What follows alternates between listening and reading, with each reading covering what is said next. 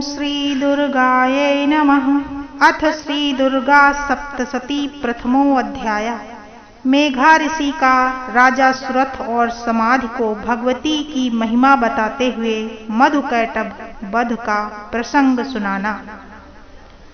प्रथम चरित्र के ब्रह्मा ऋषि महाकाली देवता गायत्री छंद नंदा शक्ति रक्तदंतिका बीज अग्नि तत्व और ऋग्वेद स्वरूप हैं। श्री महाकाली देवता की प्रसन्नता के लिए प्रथम चरित्र के जप में विनियोग किया जाता है। भगवान विष्णु के सो जाने पर मधु और कैटभ को मारने के लिए कमल जन्मा ब्रह्मा जी ने जिनका स्तवन किया था, उन महाकाली देवी का मैं सेवन करता हूँ। वे अपने 10 हाथों में खड्ग चक्र गदा बाण धनुष परिध शूल भुसुंडी मस्तक और शंख धारण करती हैं। उनके 3 नेत्र हैं। वे समस्त अंगों में दिव्य आभूषणों से विभूषित हैं। उनके शरीर की कांति नीलमणि के समान है तथा वे 10 मुख और 10 पैरों से युक्त हैं। मार्कंडेय जी बोले, सूर्य के पुत्र सावण जो 8वें मनु कहे जाते हैं, उनकी उत्पत्ति की कथा विस्तार पूर्वक कहता हूँ, सुनो। सूर्य कुमार महाभाग सावण भगवती महामाया के अनुग्रह से जिस प्रकार मनवंतर के स्वामी हुए, वही प्रसंग सुनाता हूँ। पूर्व काल की बात है। स्वारोचिस मनवंतर में सुरथ नाम के एक राजा थे, जो चैत्र वंश में उत्पन्न हुए थे। उनका समस्त भूमंडल पर अधिकार था। वे प्रजा का अपने औरस पुत्रों की भांति धर्म पूर्वक पालन करते थे। तो भी उस समय कोलाविधंसी नाम के क्षत्रिय उनके शत्रु हो गए थे। राजा सुरथ की दंड नीति बड़ी प्रबल थी। उनका शत्रुओं के साथ संग्राम हुआ। यद्यपि कोलाविधंसी संख्या में कम थे, तो भी राजा सुरथ युद्ध में उनसे परास्त हो गए। तब वे युद्ध भूमि में अपने नगर को लौट आए और केवल अपने देश के राजा होकर रहने लगे। समूची पृथ्वी से उनका अधिकार जाता रहा, किंतु वहां भी उन प्रबल शत्रुओं ने उस समय महाभाग राजा सुरथ पर आक्रमण कर दिया। राजा का बल क्षीण हो चला था, इसलिए उनके दुष्ट बलवान एवं दुरात्मा मंत्रियों ने वहां उनकी राजधानी में ही राजकीय सेना और खजाने को हथिया लिया। सुरथ का प्रभुत्व नष्ट हो चुका था, इसलिए वे शिकार खेलने के बहाने घोड़े पर सवार हो वहां से अकेले ही एक घने जंगल में चले गए। वहां उन्होंने विप्रवर मेघा मुनि का आश्रम देखा, जहां कितने ही हिंसक जीव अपनी स्वाभाविक हिंसा वृत्ति छोड़कर परम शांत भाव से रहते थे। मुनि के बहुत से शिष्य उस वन की शोभा बढ़ा रहे थे। वहां जाने पर मुनि ने उनका सत्कार किया और वे उन मुनि श्रेष्ठ के आश्रम में इधर उधर विचरते हुए कुछ काल तक रहे। फिर ममता से आकृष्ट चित्त होकर वहां इस प्रकार चिंता करने लगे, पूर्व काल में मेरे पूर्वजों ने जिनका पालन किया था, वही नगर आज मुझसे रहित हो रहा है।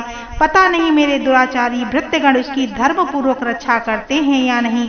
जो सदा मत की वर्षा करने वाला और सूरवीर था, वह मेरा प्रधान हाथी अब शत्रुओं के अधीन होकर ना जाने किन किन भोगों को भोगता होगा। जो लोग मेरी कृपा धन और भोजन पाने से सदा मेरे पीछे चलते थे, वे निश्चय ही अब दूसरे राजाओं का अनुसरण करते होंगे।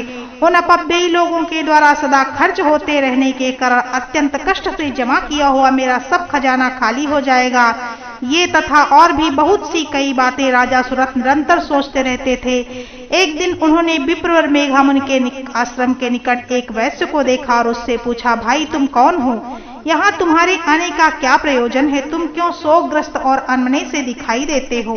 राजा सुरथ का प्रेम पूर्वक कहा हुआ वचन सुनकर वैश्य ने विनीत भाव से इन्हें प्रणाम करके कहा। वैश्य बोला, राजन मैं धनियों के कुल में उत्पन्न हुआ हूँ। मेरा नाम समाधि है। मेरे दुष्ट स्त्री पुत्रों ने धन के लोभ में पड़कर मुझे घर से बाहर निकाल दिया। मैं इस समय धन स्त्री और पुत्रों से वंचित हूँ। मेरे विश्वसनीय बंधुओं ने ही धन लेकर मुझे दूर कर दिया है, इसलिए दुखी होकर मैं वन में चला आया हूँ। यहाँ रहकर मैं इस बात को नहीं जानता कि मेरे पुत्रों की, स्त्री की और स्वजनों की कुशल है या नहीं। वे इस समय घर में कुशलता से रहते हैं अथवा उन्हें कोई कष्ट है। वे मेरे पुत्र कैसे हैं? वे सदाचारी अथवा दुराचारी हो गए हैं। राजा ने पूछा, जिन लोभी स्त्री पुत्र आदि ने धन के कारण तुम्हें घर से निकाल दिया, उनके प्रति तुम्हारे चित्त में इतना स्नेह का बंधन क्यों है? वैश्य बोला, आप मेरे विषय में जैसी बात कहते हैं वह सब ठीक है, किंतु क्या करूं, मेरा मन निष्ठुरता नहीं धारण करता। जिन्होंने धन के लोभ में पड़कर पिता के प्रति स्नेह, पति के प्रति प्रेम तथा आत्मीय जन के प्रति अनुराग को तिलांजल दे दी, मुझे घर से निकाल दिया, उन्हीं के प्रति मेरे हृदय में इतना स्नेह है। महामते गुणहीन बंधुओं के प्रति भी यह मेरा चित्त इस प्रकार प्रेम मग्न हो रहा है, इस बात को मैं जानकर भी नहीं जान पाता हूँ, इसीलिए लंबी सांसें ले रहा हूँ तथा मेरा हृदय अत्यंत दुखित हो रहा है। उन लोगों में प्रेम का सर्वथा भाव है, तो भी उनके प्रति मेरा मन निष्ठुर नहीं हो पाता। इसके लिए मैं क्या करूं? मार्कंडेय जी बोले, ब्राह्मण तदंतर राजाओं में श्रेष्ठ सुर। मार्कंडेय जी कहते हैं, ब्राह्मण तदंतर राजाओं में श्रेष्ठ सुरथ और वह समाधि नामक वैश्य दोनों साथ साथ मेघामुनि की सेवा में उपस्थित हुए और उनके साथ यथा योग्य न्याय पूर्वक विनयपूर्ण बर्ताव करके बैठे। तत्पश्चात वैश्य और राजा ने कुछ वार्तालाप आरंभ किया। राजा ने कहा, भगवान, मैं आपसे एक बात पूछना चाहता हूँ, उसे बताइए। मेरा चित्त अपने अधीन न होने के कारण इस बात को मेरे मन को बहुत दुख देती है। जो राज्य मेरे हाथ से चला गया उसके और उसके संपूर्ण अंगों में मेरी ममता बनी हुई है। मुनि श्रेष्ठ यह जानते हुए कि वह अब मेरा नहीं है, अज्ञानी की भांति मुझे उसके लिए दुख होता है। यह क्या है? इधर यह वैसे भी घर से अपमानित होकर आया है, इसके पुत्र स्त्री और भृत्यों ने इसे छोड़ दिया है, स्वजनों ने भी इसका परित्याग कर दिया है, तो भी यह उनके प्रति अत्यंत हार्दिक स्नेह रखता है। इस प्रकार यह तथा मैं दोनों ही बहुत दुखी हैं, जिनमें प्रत्यक्ष दोष देखा गया है। उस विषय में के लिए भी हमारे मन में ममता जनित आकर्षण पैदा हो रहा है। महाभाग, हम दोनों समझदार हैं, तो भी हम में जो मोह पैदा हुआ है यह क्या है? विवेक शून्य पुरुष की भांति मुझ में और इसमें प्रत्यक्ष मूर्खता दिखाई देती है।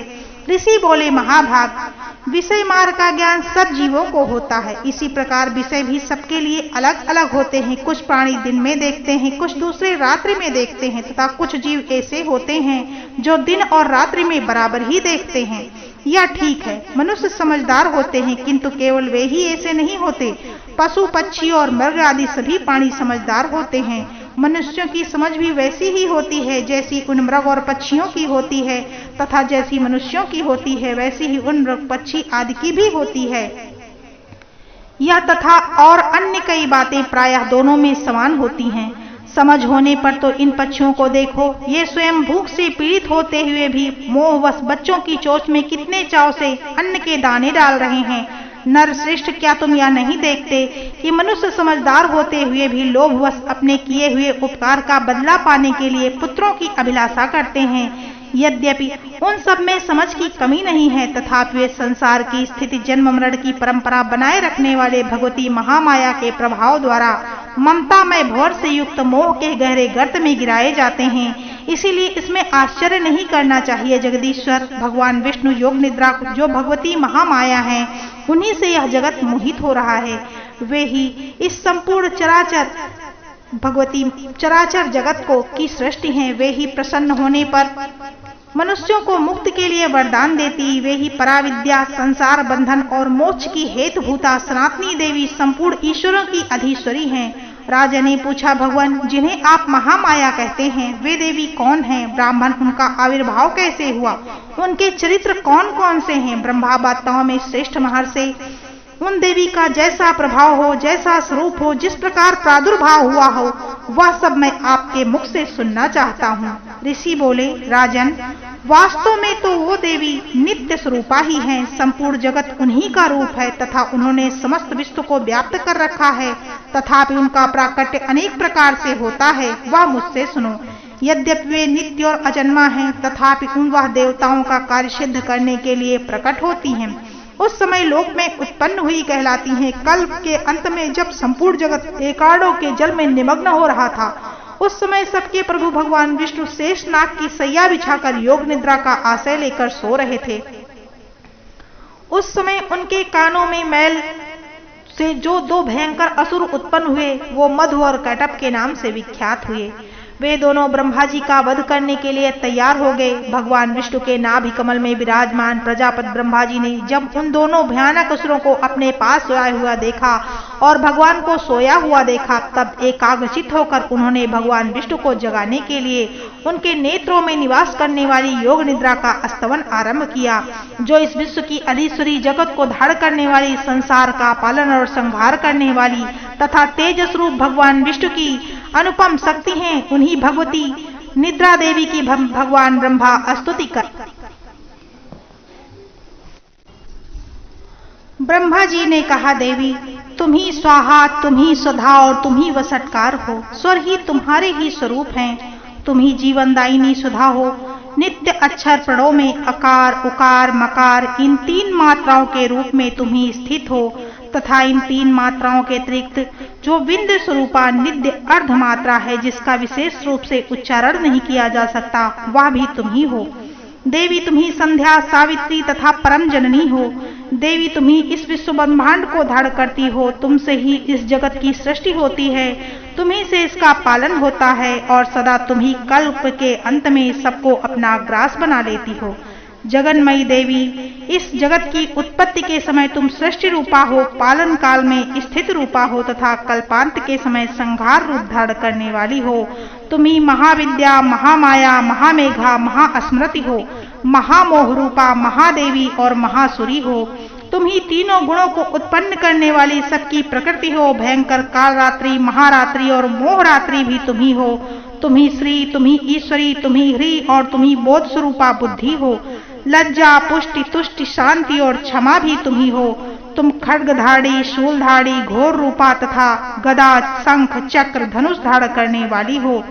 बाण, भुसुंडी और परिधि ये ही तुम्हारे अस्त्र हैं। तुम सौम्य और सौम्यतर हो। इतना ही नहीं, जितने भी सौम्य एवं सुंदर पदार्थ हैं उन सब की अपेक्षा तुम अत्यधिक सुंदरी हो। पर और अपर सबसे परे रहने वाली परमेश्वरी तुम ही हो। सर्वस्वरूपे देवी, कहीं भी सत असत जो कुछ भी वस्तुएं हैं उन सब की जो शक्ति है वह तुम ही हो। ऐसी अवस्था में तुम्हारी स्तुति क्या हो सकती है। जो इस जगत की सृष्टि, पालन और संहार करते हैं उन भगवान को भी तुमने निद्रा के अधीन कर दिया है, तब तुम्हारी स्तुति करने में यहाँ कौन समर्थ हो सकता है। मुझको, भगवान शंकर को अथवा भगवान विष्णु को तुमने ही शरीर धारण कराया है, अर्थात तुम्हारी स्तुति करने की शक्ति किसमें है। देवी तुम तो अपने इन उदार प्रभावों से ही प्रशंसित हो।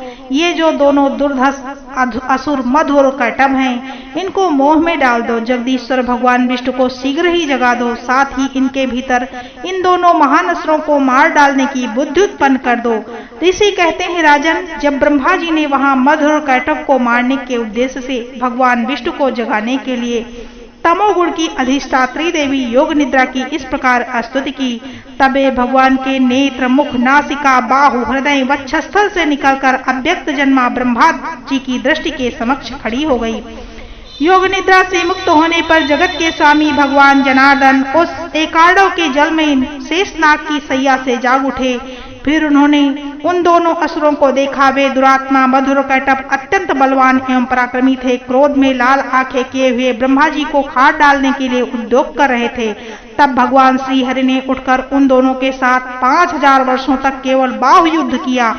दोनों ही अत्यंत बल के कारण उन्मत्त हो रहे थे। इधर महामाया ने भी उन्हें मोह में डाल रखा था, इसलिए वो भगवान विष्णु से कहने लगे, हम तुम्हारी वीरता से संतुष्ट हैं, तुम हम लोगों से कोई वरदान मांगो। श्री भगवान जी बोले, यदि तुम मुझे पर प्रसन्न हो तो अब मेरे हाथ से मारे जाओ, बस इतना सही मैंने वरदान मांगा है, यहाँ दूसरे किसी वरदान से क्या लेना है। ऋषि कहते हैं, इस प्रकार धोखे में आ जाने पर जब उन्होंने संपूर्ण जगत में जल ही जल देखा, तब कमल नयन भगवान से कहा, जहाँ पृथ्वी जल में डूबी हुई न हो, वहां जहाँ सूखा स्थान हो वहीं हमारा वध करो।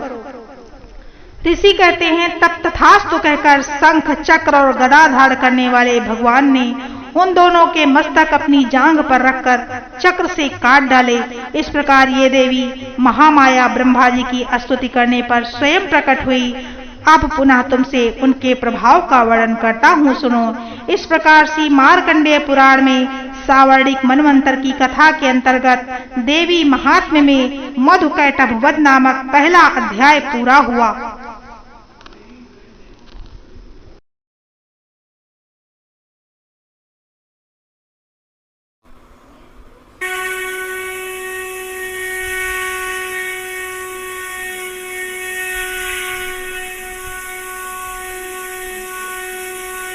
दुर्गा सप्तशती द्वितीयो अध्याय। देवताओं के तेज से देवी का प्रादुर्भाव और महिषासुर की सेना का वध। ओम। मध्यम चरित्र के विष्णु ऋषि महालक्ष्मी देवता औषधिक छंद शाकंभरी शक्ति दुर्गा बीज वायु तत्व और यजुर्वेद स्वरूप हैं। श्री महालक्ष्मी की प्रसन्नता के लिए मध्यम चरित्र के पाठ में इसका विनियोग है। मैं कमल के आसन पर बैठी हुई प्रसन्न मुख वाली महिषासुर मर्दिनी भगवती महालक्ष्मी का भजन करती हूँ, जो अपने हाथों में अक्षमाला, फरसा, गदा, बाण, वज्र, पद्म, धनुष, कुंडिका, दंड, शक्ति, खड्ग, ढाल, शंख, घंटा, मधुपात्र, शूल, पाश और चक्र धारण करती हैं। ऋषि कहते हैं पूर्व काल में देवताओं और असुरों में पूरे 100 वर्षों तक घोर संग्राम हुआ। उसमें असुरों का स्वामी महिषासुर था और देवताओं के नायक इंद्र थे। उस युद्ध में देवताओं की सेना महाबली असुरों से परास्त हो गई। संपूर्ण देवताओं को जीत कर महिषासुर इंद्र बन बैठा। तब पराजित देवता प्रजापति ब्रह्मा जी को आगे करके उस स्थान पर गए जहां भगवान शंकर और विष्णु विराजमान थे। देवताओं ने महिषासुर के पराक्रम तथा अपनी पराजय का यथावत वृत्तांत उन दोनों देवेश्वरों से विस्तार पूर्वक कहा और वे बोले, भगवान, महिषासुर सूर्य, इंद्र, अग्नि, वायु, चंद्रमा, यम और वरुण तथा अन्य देवताओं के भी अधिकार छीनकर स्वयं ही सबका अधिष्ठाता बना बैठा है। उस दुरात्मा महिष ने समस्त देवताओं को स्वर्ग से निकाल दिया है। अब वे मनुष्यों की भांति पृथ्वी पर विचरते हैं। दैत्यों की यह सारी करतूत हमने आप लोगों से कह सुनाई। अब हम आपकी शरण में आए हैं, उसके वध का कोई उपाय सोचिए। इस प्रकार देवताओं के वचन सुनकर भगवान विष्णु और शिव ने दैत्यों पर बड़ा क्रोध किया। उनकी भौहें थन गई, मुंह टेढ़ा हो गया। तब अत्यंत कोप में भरे हुए चक्रपाणी श्री विष्णु भगवान के मुख से एक महान तेज प्रकट हुआ। इसी प्रकार ब्रह्मा, शंकर तथा इंद्र अन्य देवताओं के शरीर से बड़ा भारी तेज निकला। वह सब मिलकर एक हो गया। महान तेज का वह पुंज ज्वालायमान पर्वत सा जान पड़ा। देवताओं ने देखा वहां उनकी ज्वालाएं संपूर्ण दिशाओं में व्याप्त हो रही हैं। संपूर्ण देवताओं के शरीर के प्रकट हुए उस तेज की कहीं तुलना नहीं थी। एकत्रित होने पर वह एक नारी के रूप में परिणित हो गया और अपने प्रकाश से तीनों लोकों में व्याप्त जान पड़ा। भगवान शंकर का जो तेज था उससे उस देवी का मुख प्रकट हुआ। यमराज के तेज से उसके सिर के बाल निकल आए। श्री विष्णु भगवान के तेज से उनकी भुजाएं उत्पन्न हुई। चंद्रमा के तेज से दोनों स्तनों और इंद्र के तेज से मध्य भाग कटिभाग का प्रादुर्भाव हुआ। वरुण के तेज से जंघा और पिंडली तथा पृथ्वी के तेज से नितंब भाग प्रकट हुआ। ब्रह्मा के तेज से दोनों चरण और सूर्य के तेज से उनकी अंगुलियां प्रकट हुई। वसुओं के तेज से हाथों की उंगलियां और कुबेर के तेज से नासिका प्रकट हुई। उस देवी के दांत प्रजापति के तेज से और तीनों नेत्र अग्नि के तेज से प्रकट हुए। उनकी भौहें संध्या के और कान वायु के तेज से प्रकट हुए थे। इसी प्रकार अन्य देवताओं के तेज से भी उस कल्याणमयी देवी का आविर्भाव हुआ। तदंतर समस्त देवताओं के तेजः पुंज से प्रकट हुई देवी को देखकर महिषासुर के सताए हुए देवता बहुत प्रसन्न हुए। पिनाकधारी भगवान शंकर ने अपने शूल से शूल निकाल कर उन्हें दिया। फिर भगवान विष्णु ने भी अपने चक्र से चक्र उत्पन्न करके भगवती को अर्पण किया। वरुण ने भी शंख भेंट किया। अग्नि ने शक्ति दी और वायु ने धनुषा बाण से भरे हुए तरकश प्रदान किए। सहस्र नेत्रों वाले देवराज इंद्र ने अपने वज्र से वज्र उत्पन्न करके दिया। ऐरावत हाथी से उतारकर एक घंटा भी प्रदान किया। यमराज ने कालदंड से दंड, वरुण ने पास, प्रजापति ने स्फटिक काक्ष की माला तथा ब्रह्मा जी ने कमंडल भेंट किया। सूर्य ने देवी के समस्त रोमकूपों में अपनी किरणों का तेज भर दिया। काल ने उन्हें चमकती हुई ढाल और तलवार दी। क्षीर समुद्र ने उज्जवल हार तथा कभी जीर्ण न होने वाले 2 दिव्य वस्त्र भेंट किए। साथ ही उन्होंने दिव्य चूड़ामणि, 2 कुंडल, कड़े, उज्जवल अर्धचंद्र तथा सब बाहुओं के लिए केयूर, दोनों चरणों में निर्मल नुपुर, गले की हंसली और सब अंगुलियों में पहनने के लिए रत्नों की बनी अंगूठियां भी दी। विश्वकर्मा ने उन्हें अत्यंत निर्मल फरसा भेंट किया। साथ ही अनेक प्रकार के अस्त्र शस्त्र और अमेध्य कवच प्रदान किए। इनके सिवा मस्तक और वक्षस्थल पर धारण करने के लिए कभी न कुम्हलाने वाली कमलों की मालाएं दी। जलध ने उन्हें सुंदर कमल का फूल भेंट किया। हिमालय ने सवारी के लिए सिंह तथा भांति भांति के रत्न समर्पित किए। धनाध्यक्ष कुबेर ने मधु से भरा पान पात्र दिया तो संपूर्ण नागों के राजा शेष ने, जो इस पृथ्वी को धारण करते हैं, उन्हें बहुमूल्य मणियों से विभूषित नागहार भेंट किया। इसी प्रकार अन्य देवताओं ने भी आभूषण और अस्त्र शस्त्र देकर देवी का सम्मान किया। तत्पश्चात उन्होंने बारंबार अट्टहास पूर्वक उच्च स्वर से गर्जना की। उनके भयंकर नाद से संपूर्ण आकाश गूंज उठा। देवी का यह अत्यंत उच्च स्वर से किया हुआ सिंहनाद कहीं समा न सका। आकाश उनके सामने लघु प्रतीत होने लगा। उससे बड़े झोर की प्रतिध्वनि हुई, जिससे संपूर्ण विश्व में हलचल मच गई और समुद्र कांप उठे, पृथ्वी डोलने लगी, समस्त पर्वत हिलने लगे। उसी समय देवताओं ने अत्यंत प्रसन्नता के साथ सिंहवाहिनी भवानी से कहा, देवी तुम्हारी जय हो। साथ ही महर्षियों ने भक्ति भाव से विनम्र होकर उनका स्तवन किया। संपूर्ण त्रिलोकी को क्षोभग्रस्त देखकर दैत्यगण अपनी समस्त सेना को कवच आदि से सुसज्जित कर हाथों में हथियार ले सहसा उठकर खड़े हो गए। उस समय महिषासुर ने बड़े क्रोध में आकर कहा, आह यह क्या हो रहा है। फिर वह संपूर्ण असुरों से घिरकर उस सिंहनाग की ओर लक्ष्य करके दौड़ा और उसे आगे पहुंचकर उसने देवी को देखा तो अपनी प्रभा से तीन लोगों को प्रकाशित कर रही थी। उनके शरीर चरणों के भार से पृथ्वी दबी जा रही थी, माथे के मुकुट से आकाश में रेखा खींची जा रही थी तथा वे अपने धनुष की टंकार से सातों पातालों को क्षुब्ध किए देती थी। देवी अपनी हजारों भुजाओं से संपूर्ण दिशाओं को आच्छादित करके खड़ी थी। तदंतर उनके साथ दैत्यों का युद्ध छिड़ गया। नाना प्रकार के अस्त्र शस्त्रों के प्रहार से संपूर्ण दिशाएं उद्भासित होने लगी। चिच्छुर नामक महान असुर महिषासुर का सेनानायक था। वह देवी के साथ युद्ध करने लगा। अन्य दैत्यों की चतुरंगिणी सेना को साथ लेकर चामर भिड़ लड़ने लगा।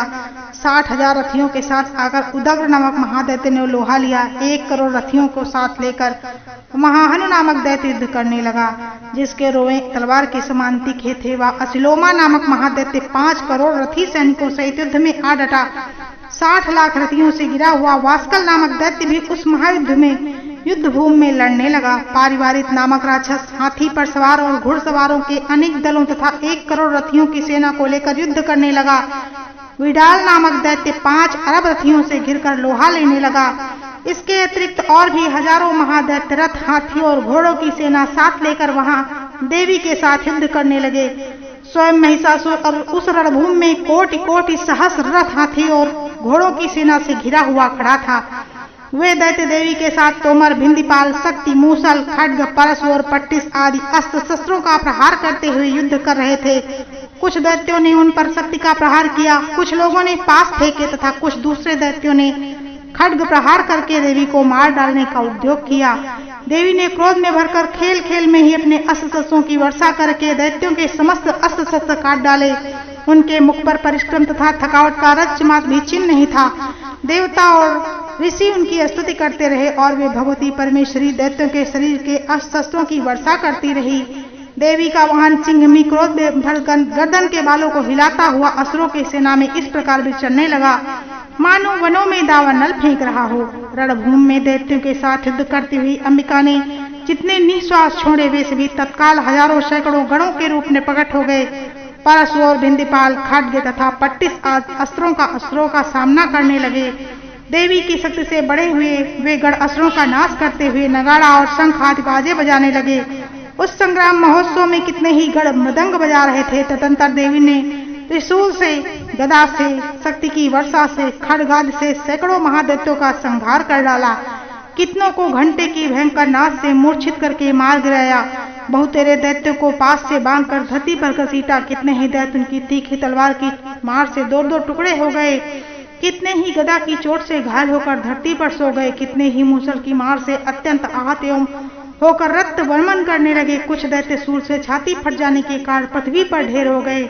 उस रणांगण में बाण समूहों की वृष्टि से कितने ही असुरों की कमर टूट गई। बाज की तरह झपटने वाले देवपीड़क दैत्यगण अपने प्राणों से हाथ धोने लगे। किन्हीं की बाहें छिन्न भिन्न हो गई, कितनों की गर्दनें कट गई। कितने ही दैत्यों के मस्तक कट कट कर गिरने लगे। कुछ लोगों के शरीर मध्य भाग में विदीर्ण हो गए। कितने ही महादैत्य जांघें कट जाने से पृथ्वी पर गिर पड़े। कितनों को ही देवी ने एक बाह, एक पैर और एक नेत्र करके 2 टुकड़ों में चीर डाला। कितने ही दैत्य मस्तक कट जाने पर फिर गिरकर उठ जाते और केवल धड़ के रूप में ही अच्छे अच्छे हथियार हाथों में लेकर देवी के साथ युद्ध करने लगते थे। दूसरे कबंध युद्ध की बाजू की लय पर नाचते थे। कितने ही बिना सिर के धड़ हाथों में खड्ग, शक्ति और दृष्टि लेकर दौड़ते थे तथा दूसरे महादैत्य ठहरो ठहरो या कहते हुए युद्ध करने लगे। जहां वह घोर संग्राम हुआ वहां की धरती देवी के द्वारा गिराए हुए रथ, हाथी, घोड़े और असुरों की लाशों से ऐसी पट गई कि वहां चलना फिरना असंभव हो गया। दैत्यों की सेना में हाथी, घोड़े और असुरों के शरीरों से इतनी अधिक मात्रा में रक्तपात हुआ था कि थोड़ी ही देर में वहां खून की नदियां बहने लगी। जगदम्बा ने असुरों की विशाल सेना को क्षण भर में ही नष्ट कर दिया। ठीक उसी प्रकार जैसे तृण और काठ के भारी ढेर को आग कुछ ही क्षणों में भस्म कर देती है, और वह सिंह भी गर्दन के बालों को हिला हिलाकर जोर जोर से गर्जना करता हुआ दैत्यों के शरीरों से माने उनके प्राण चुन लेता था, वहां देवी के गणों ने भी उन महादैत्यों के साथ ऐसा युद्ध किया जिससे आकाश में खड़े हुए देवतागण बहुत ही उन पर संतुष्ट हुए और फूल बरसाने लगे। इस प्रकार श्री मार्कंडेय पुराण की श्रावणिक मनवंतर की कथा के अंतर्गत देवी महात्म्य महिषासुर की सेना का वध नामक दूसरा अध्याय पूरा हुआ। बोलो जगत जननी जगदम्बा की जय।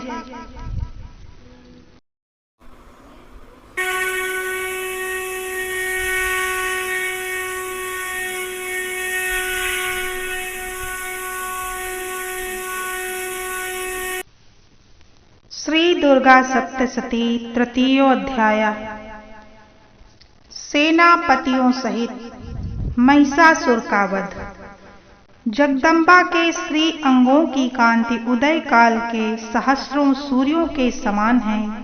वे लाल रंग की रेशमी साड़ी पहने हुए हैं। उनके गले में मुंडमाला शोभा पा रही है। दोनों स्तनों पर रक्त चंदन का लेप लगा है।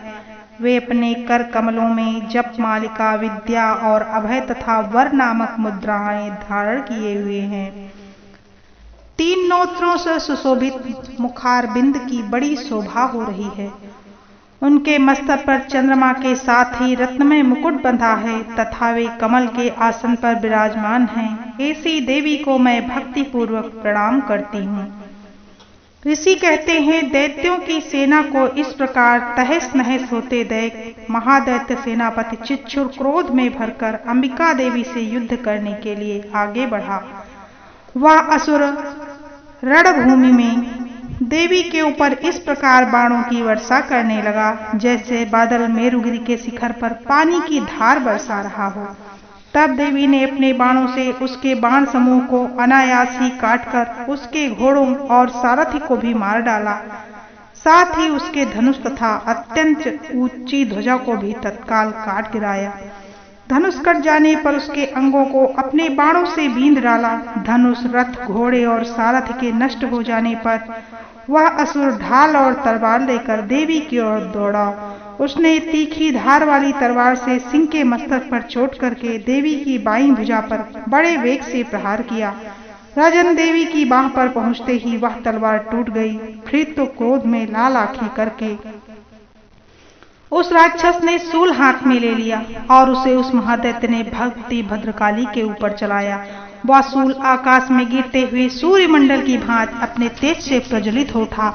उस शूल को अपनी ओर आते देख देवी ने भी शूल का प्रहार किया। उससे भी राक्षस के शूल के सैकड़ों टुकड़े हो गए। साथ ही महादैत्य चिच्छुर की भी धज्जियां उड़ गईं और वह प्राणों से हाथ धो बैठा। महिषासुर के सेनापति उस महापराक्रमी चिच्छुर के मारे जाने पर देवताओं को पीड़ा देने वाला चामर हाथी पर चढ़कर आया। उसने भी देवी के ऊपर शक्ति का प्रहार किया, किंतु जगदम्बा ने उसे अपने हुंकार से ही आहत एवं निष्प्रभ करके तत्काल पृथ्वी पर गिरा दिया। शक्ति टूटकर गिरी हुई देखकर चामर को बड़ा क्रोध हुआ। अब उसने शूल चलाया, किंतु देवी ने भी उसे भी बाणों द्वारा काट डाला। इतने में ही देवी का सिंह उछलकर हाथी के मस्तक पर चढ़ बैठा और उस दैत्य के साथ खूब जोर लगाकर बाहुयुद्ध करने लगा। वे दोनों लड़ते लड़ते हाथी से पृथ्वी पर आ गए और अत्यंत क्रोध में भरकर एक दूसरे पर बड़े भयंकर प्रहार करते हुए लड़ने लगे।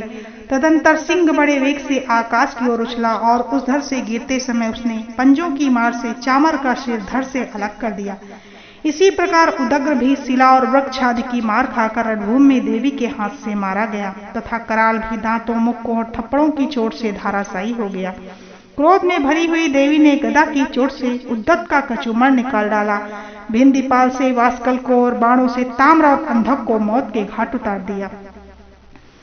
तीन नेत्रों वाली परमेश्वरी ने त्रिशूल से उग्रास्य उग्रवीर तथा महाहनु नामक दैत्यों को मार डाला। तलवार की चोट से विडाल के मस्तक को धड़ से काट गिराया। दुर्धर और दुर्मुख इन दोनों को भी अपने बाणों से यमलोक भेज दिया। इस प्रकार अपनी सेना का संहार होता देख महिषासुर ने भैंसे का रूप धारण करके देवी के गणों को त्रास देना आरंभ किया। किन्हीं को थूथुन से मारकर, किन्हीं के ऊपर खुरों का प्रहार करके, किन्हीं किन्हीं को पूंछ से चोट पहुंचाकर, कुछ को सींगों से विधेड़ करके, कुछ गणों को वेग से, किन्हीं को सिंहनाद से, कुछ को चक्कर देकर, कितनों को निश्वास वायु के झोंके से धाराशायी कर दिया। इस प्रकार गणों की सेना को गिराकर वह असुर महादेवी के सिंह को मारने के लिए झपटा। इससे जगदम्बा को बड़ा क्रोध हुआ। उधर महापराक्रमी महिषासुर भी क्रोध में भरकर धरती को खुरों से खोदने लगा और अपने सिंहों से ऊंचे ऊंचे पर्वतों को उठाकर फेंकने और गरजने लगा। उसके वेग से चक्कर देने के कारण पृथ्वी क्षुब्ध होकर फटने लगी। उसकी पूंछ से टकराकर समुद्र सब ओर से धरती को डुबोने लगा। हिलते हुए सिंहों के आघात से विदीर्ण होकर बादलों के टुकड़े टुकड़े हो गए। उसके श्वास की प्रचंड वायु के वेग से उड़े हुए सैकड़ों पर्वत आकाश से गिरने लगे। इस प्रकार क्रोध में भरे हुए महादैत्य को अपनी ओर आते देख चंडिका ने उसका धनबद्ध करने के लिए महान क्रोध किया। उन्होंने पास फेंककर उस महान असुर को बांध दिया। उस महासंग्राम में बन जाने पर उसने भैंसे का रूप त्याग दिया और तत्काल सिंह के रूप में प्रकट हो गया। उस अवस्था में जगदम्बा ज्यों ही उसका मस्तक काटने के लिए उद्यत हुई, त्यों ही वह खड्गधारी पुरुष के रूप में दिखाई देने लगा। तब देवी ने तुरंत ही बाणों की वर्षा करके ढाल और तलवार के साथ उस पुरुष को बीन डाला। इतने में ही वह महान गजराज के रूप में परिणित हो गया और अपनी सूंड से देवी के विशाल सिंह को खींचने और गरजने लगा। और देवी ने तलवार से खींचते समय देवी ने तलवार से उसकी सूंड काट डाली। तब उस महादैत्य ने पुनः भैंसे का शरीर धारण कर लिया और पहले की भांति चराचर प्राणियों सहित तीनों लोगों को व्याकुल करने लगा। तब क्रोध में भरी हुई जगन माता चंडिका बारंबार उत्तम मधु का पान करके और लाल आंखें करके हंसने लगी। उधर वह बल और पराक्रम के मद से उन्मत्त हुआ राक्षस गरजने लगा। अपने सिंगों से चंडी के ऊपर पर्वतों को उठाकर फेंकने लगा। उस समय देवी अपने बाणों के समूहों से उसके फेंके हुए पर्वतों को चूर करती हुई बोली। बोलते समय उनका मुख मधु के मद से लाल हो रहा था और बाणी लड़खड़ा रही थी। देवी ने कहा, ओ मूढ़, मैं जब तक मधु पीती हूँ तब तक तू क्षण भर के लिए खूब गरज ले, फिर मेरे हाथ से यहीं तेरी मृत्यु हो जाने पर अब शीघ्र ही देवता भी गर्जना करेंगे। ऋषि कहते हैं, यूं कहकर देवी उछली और उस महादैत्य के ऊपर चढ़ गई। फिर अपने पैर से उसे दबाकर उन्होंने सूल से उसके कंठ पर आघात किया। उनके पैर से दबा होने पर भी महिषासुर अपने मुख से दूसरे रूप में बाहर होने लगा। अभी आधे शरीर से वह बाहर निकलने पाया ही था कि देवी ने उसे अपने प्रभाव से रोक दिया। आधा निकला होने पर भी वह महादैत्य देवी से युद्ध करने लगा। तब देवी ने बहुत बड़ी तलवार से उसका मस्तक काट गिराया। फिर तो हाहाकार करती हुई दैत्यों की सारी सेना भाग गई। संपूर्ण देवता अत्यंत प्रसन्न हो गए। देवताओं ने दिव्य महर्षियों के साथ दुर्गा देवी का स्तवन किया। गंधर्वराज गाने गाने लगे और अप्सराएं नृत्य करने लगी। इस प्रकार श्री मार्कंडेय पुराण में सावर्णिक मनवंतर की कथा के अंतर्गत देवी महात्म्य में महिषासुर वध नामक तीसरा अध्याय पूरा हुआ। बोलो जगत जननी जगदम्बा की जय हो।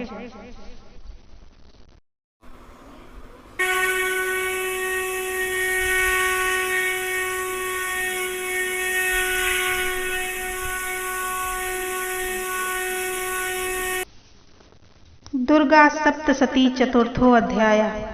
इंद्रादि देवताओं द्वारा देवी की स्तुति।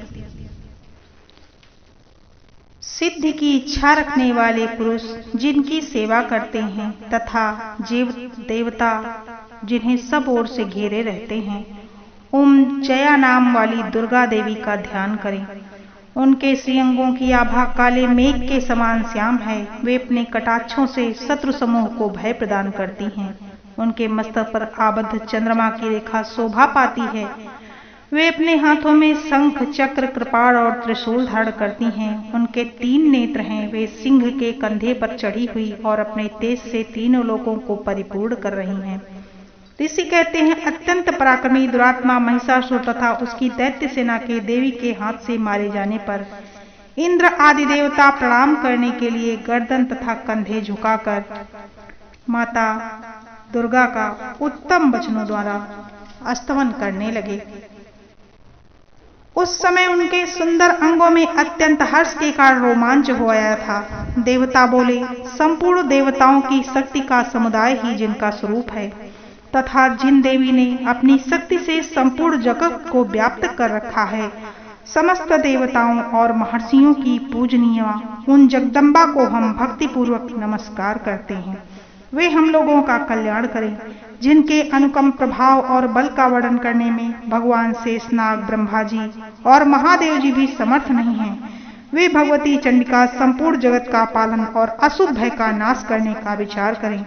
जो पुण्यात्माओं के घरों में स्वयं ही लक्ष्मी रूप से, पापियों के यहाँ दरिद्रता रूप से, शुद्ध अंतःकरण वाले पुरुषों के हृदय में बुद्धि रूप से और सत्पुरुषों में श्रद्धा रूप से तथा कुलीन मुनिस में लज्जा रूप में निवास करती हैं, उन आप भगवती दुर्गा को हम नमस्कार करते हैं। देवी, आप संपूर्ण विश्व का पालन कीजिए। देवी, आपके इस अचिंत्य रूप का असुरों का नाश करने वाली भरे पराक्रम तथा समस्त देवताओं और दैत्यों के समक्ष युद्ध में प्रकट किए हुए आपके अद्भुत चरित्रों का हम किस प्रकार वर्णन करें।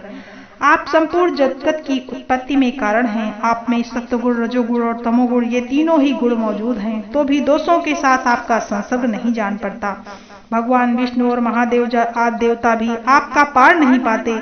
आप ही सबका आश्रय हैं। यह समस्त जगत आपका ही अंशभूत है, क्योंकि आप सबकी आदिभूत अव्याकृता परा प्रकृति हैं। देवी, संपूर्ण यज्ञों में जिसके उच्चार से सब देवता तृप्ति लाभ पाते हैं तथा वह स्वाहा भी आप ही हैं।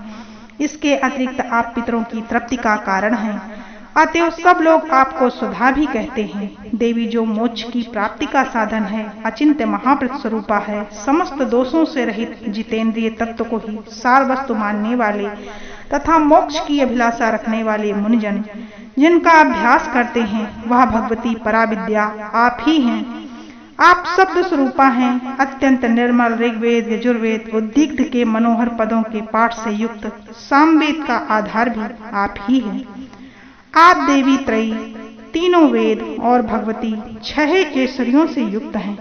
इस विश्व की उत्पत्ति एवं पालन के लिए आप ही वार्ता, खेती एवं आजीविका के रूप में प्रकट हुई। आप संपूर्ण जगत की घोर पीड़ा का नाश करने वाली हैं। देवी, जिससे समस्त शास्त्रों के सार का ज्ञान होता है, वह मेघा शक्ति आप ही हैं। दुर्गम भवसागर से पार उतारने वाली नौका रूपा दुर्गा देवी आप ही हैं। आपकी कहीं भी आसक्ति नहीं है। कैटभ के शत्रु भगवान विष्णु के वक्षस्थल में एकमात्र निवास करने वाली भगवती लक्ष्मी तथा भगवान चंद्रशेखर द्वारा सम्मानित गौरी देवी भी आप ही हैं। आपका मुख मंद मुस्कान से सुशोभित निर्मल पूर्ण चंद्रमा के बिंब का अनुकरण करने वाला और उत्तम स्वर्ण की मनोहर कांति से कमनीय है।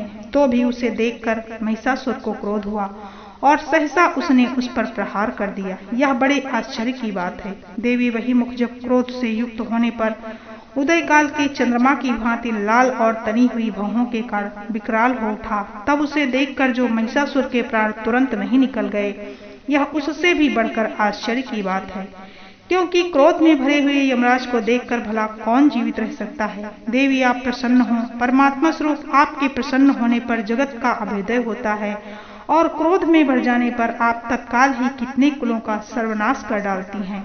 यह बात अभी अनुभव में आई है, क्योंकि महिषासुर की यह विशाल सेना क्षण भर में आपके कोप से नष्ट हो गई है।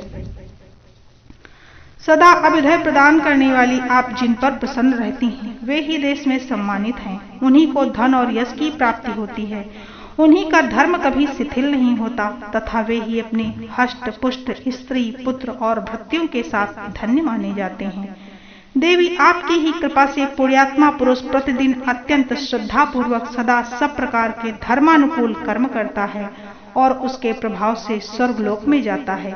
इसलिए आप तीनों लोकों में निश्चय ही मनोवांछित फल देने वाली हैं। माँ दुर्गे, आप स्मरण करने पर सब प्राणियों का भय हर लेती हैं और स्वस्थ पुरुषों द्वारा चिंतन करने पर उन्हें परम कल्याणमयी बुद्धि प्रदान करती हैं।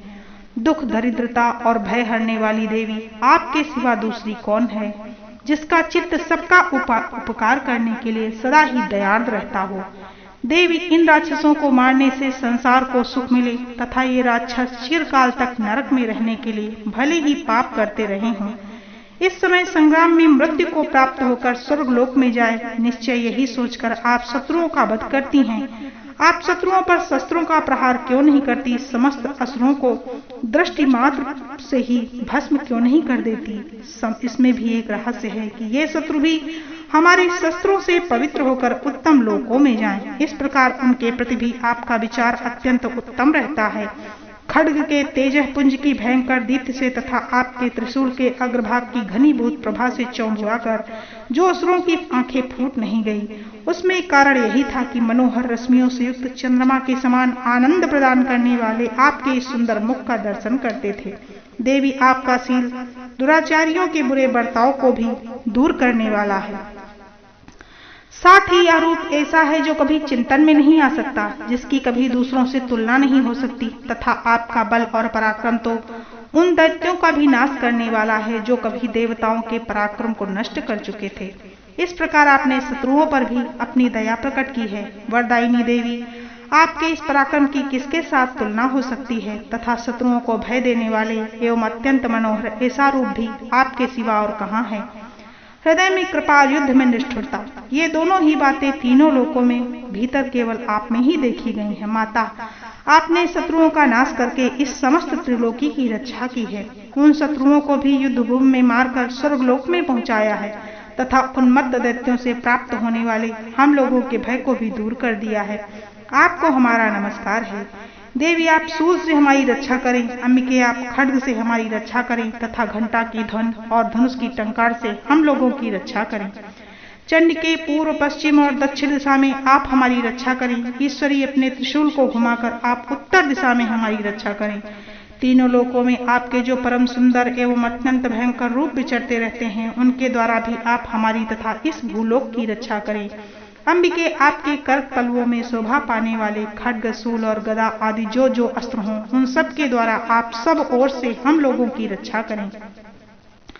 ऋषि कहते हैं, इस प्रकार जब देवताओं ने जगन माता दुर्गा देवी की स्तुति की और नंदनवन के दिव्य पुष्पों एवं गंध चंदन आदि के द्वारा उनका पूजन किया, फिर सबने मिलकर जब भक्तिपूर्वक दिव्य धूपों की सुगंध निवेदन की, तब देवी ने प्रसन्न वदन होकर प्रणाम करते हुए सब देवताओं से कहा, हे देवी, हे देवताओं। देवी बोली, देवताओं, तुम सब लोग मुझसे जिस वस्तु की अभिलाषा रखते हो उसे मांगो। देवता बोले, भगवती ने हमारी सब इच्छाएं पूर्ण कर दी हैं। अब कुछ भी बाकी नहीं है, क्योंकि हमारा यह शत्रु महिषासुर मारा गया।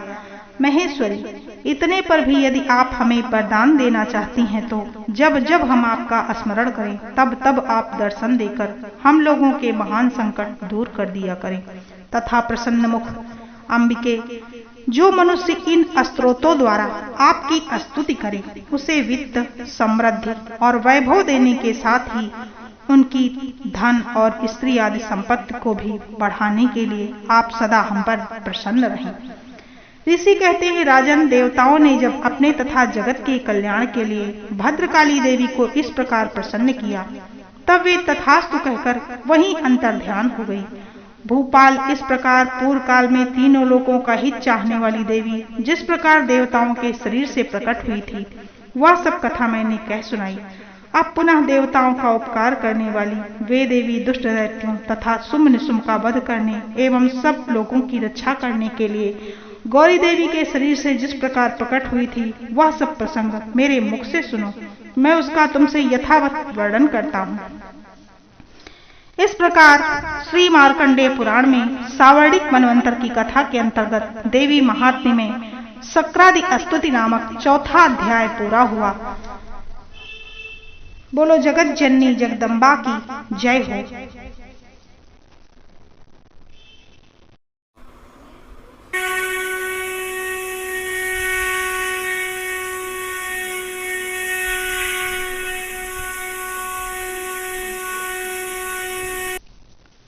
श्री दुर्गा सप्तशती पंचमो अध्याय।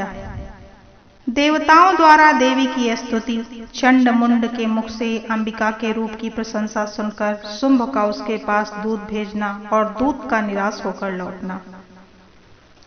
ओम, इस उत्तर चरित्र के रुद्र ऋषि हैं, महासरस्वती देवता हैं, अनुष्टुप छंद हैं, भीमा शक्ति है, भ्रामरी बीज है, सूर्य तत्व है और सामवेद स्वरूप है। महासरस्वती जी की प्रसन्नता के लिए उत्तर चरित्र के पाठ में इसका विनियोग किया जाता है, जो अपने कर कमलों में घंटा, सूल, हल, शंख, मूसल, चक्र, धनुष और बाण धारण करती हैं। शरद ऋतु के शोभा संपन्न चंद्रमा के समान जिनकी मनोहर कांति है, जो तीनों लोकों की आधारभूता और शुंभाद दैत्यों का नाश करने वाली हैं, तथा गौरी के शरीर से जिनका प्राकट्य हुआ है, उन महासरस्वती देवी का मैं निरंतर भजन करती हूँ। ऋषि कहते हैं, पूर्व काल में शुंभ और निशुंभ नामक असुरों ने अपने बल के घमंड में आकर सचीपति इंद्र के हाथ से तीनों लोकों का राज्य और यज्ञ भाग छीन लिया। वे ही दोनों सूर्य, चंद्रमा, कुमेर, यम और वरुण के अधिकार का भी उपयोग करने लगे। वायु और अग्नि का कार्य भी वे ही करने लगे। उन दोनों ने सब देवताओं को अपमानित, राज्य भ्रष्ट, पराजित तथा अधिकारहीन करके स्वर्ग से निकाल दिया। उन दोनों महान असुरों से तिरस्कृत देवताओं ने अपराजिता देवी का स्मरण किया और सोचा, जगदम्बा ने हम लोगों को वरदान दिया था कि आपत्ति काल में स्मरण करने पर मैं तुम्हारी सब आपत्तियों का तत्काल नाश कर दूंगी। यह विचार कर देवता गिरिराज हिमालय पर गए और वहां भगवती विष्णु माया की स्तुति करने लगे। देवता बोले, देवी को नमस्कार है, महादेवी शिवा को सर्वदा नमस्कार है, प्रकृति एवं भद्रा को प्रणाम है। हम लोग नियम पूर्वक जगदम्बा को नमस्कार करते हैं। रौद्रा को नमस्कार है, नित्या, गौरी एवं धात्री को बारंबार नमस्कार है। ज्योत्सनामयी, चंद्र रूपिणी एवं सुख स्वरूपा देवी को सतत प्रणाम है। शरणागतों का कल्याण करने वाली वृद्धि एवं सिद्धि रूपा देवी को हम बारंबार नमस्कार करते हैं। नरस्ती, राक्षसों की लक्ष्मी, राजाओं की लक्ष्मी तथा सवारी शिव पत्नी स्वरूपा आग जगदम्बा को हम बारंबार नमस्कार है। दुर्गा, दुर्गपारा, दुर्गम संकट से पार उतारने वाली, सारा शक्ति, सारभूता, सर्वकारिणी, ख्याति, कृष्णा और धूम्रा देवी को सर्वदा नमस्कार है। अत्यंत सौम्य और अत्यंत रौद्र रूपा देवी को हम नमस्कार करते हैं, उन्हें हमारा बारंबार प्रणाम है। जगत की आधारभूता कृति देवी को बारंबार नमस्कार है। जो देवी सब प्राणियों में विष्णु माया नाम से कही जाती हैं, उनको नमस्कार है, उनको नमस्कार है, उनको नमस्कार है। जो देवी सब प्राणियों में चेतना कहलाती हैं, उनको नमस्कार है, उनको नमस्कार है, उनको बारंबार नमस्कार है। जो देवी सब प्राणियों में बुद्धि रूप में स्थित हैं, उनको नमस्कार है, उनको नमस्कार है, उनको बारंबार नमस्कार है। जो देवी सब प्राणियों में निद्रा रूप में स्थित हैं, उनको नमस्कार है, उनको नमस्कार है, उनको नमस्कार है, उनको बारंबार नमस्कार है। जो देवी सब प्राणियों में क्षुधा रूप में स्थित हैं, उनको नमस्कार है, उनको नमस्कार है, उनको बारंबार नमस्कार है। जो देवी सब प्राणियों में छाया रूप में स्थित हैं, उनको नमस्कार है, उनको नमस्कार है, उनको बारंबार नमस्कार है। जो देवी सब प्राणियों में शक्ति रूप में स्थित हैं, उनको नमस्कार है, उनको नमस्कार है, उनको बारंबार नमस्कार है। जो देवी सब प्राणियों में शक्ति रूप में स्थित हैं, उनको नमस्कार है, उनको नमस्कार है, उनको बारंबार नमस्कार है। जो देवी सब प्राणियों में तृष्णा रूप में स्थित हैं, उनको नमस्कार है, उनको नमस्कार है, उनको बारंबार नमस्कार है। जो देवी सब प्राणियों में शांति क्षमा रूप में स्थित हैं, उनको नमस्कार है, उनको नमस्कार है, उनको बारंबार नमस्कार है। जो देवी सब प्राणियों में जाति रूप में स्थित हैं, उनको नमस्कार है, उनको नमस्कार है, उनको बारंबार नमस्कार है। जो देवी सब प्राणियों में लज्जा रूप में स्थित हैं, उनको नमस्कार है, उनको नमस्कार है, उनको बारंबार नमस्कार है। जो देवी सब प्राणियों में शांति रूप में स्थित हैं, उनको नमस्कार है, उनको नमस्कार है, उनको बारंबार नमस्कार है। जो देवी सब प्राणियों में श्रद्धा रूप में स्थित हैं, उनको नमस्कार है, उनको नमस्कार है, उनको बारंबार नमस्कार है। जो देवी सब प्राणियों में कांति रूप में स्थित हैं, उनको नमस्कार है, उनको नमस्कार है, उनको बारंबार नमस्कार है। जो देवी सब प्राणियों में लक्ष्मी रूप में स्थित हैं, उनको नमस्कार है, उनको नमस्कार है, उनको बारंबार नमस्कार है। जो देवी सब प्राणी में वृत्ति रूप में स्थित हैं, उनको नमस्कार है, उनको नमस्कार है, उनको बारंबार नमस्कार है। जो देवी सब प्राणियों में स्मृति रूप में स्थित हैं, उनको नमस्कार है, उनको नमस्कार है, उनको बारंबार नमस्कार है। जो देवी सब प्राणियों में दया रूप में स्थित हैं, उनको नमस्कार है, उनको नमस्कार है, उनको बारंबार नमस्कार है।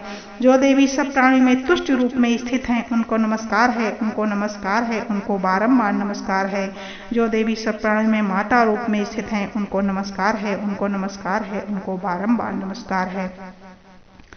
जो देवी सब प्राणियों में भ्रांति रूप में स्थित हैं, उनको नमस्कार है, उनको नमस्कार है, उनको बारंबार नमस्कार है। जो जीवों के इंद्रिय वर्ग की अधिष्ठात्री देवी एवं सब प्राणियों में सदा व्याप्त रहने वाली उन व्याप्ति देवी को बारंबार नमस्कार है। जो देवी चैतन्य रूप से इस संपूर्ण जगत को व्याप्त करके स्थित हैं, उनको नमस्कार है, उनको नमस्कार है, उनको बारंबार नमस्कार है। पूर्व काल में अपने अधीष्ट की प्राप्ति होने से देवताओं ने जिनकी स्तुति की तथा देवराज इंद्र ने बहुत दिनों तक जिनका सेवन किया, वह कल्याण की साधन भूता ईश्वरी हमारा कल्याण और मंगल करे तथा सारी आपत्तियों का नाश कर डालें।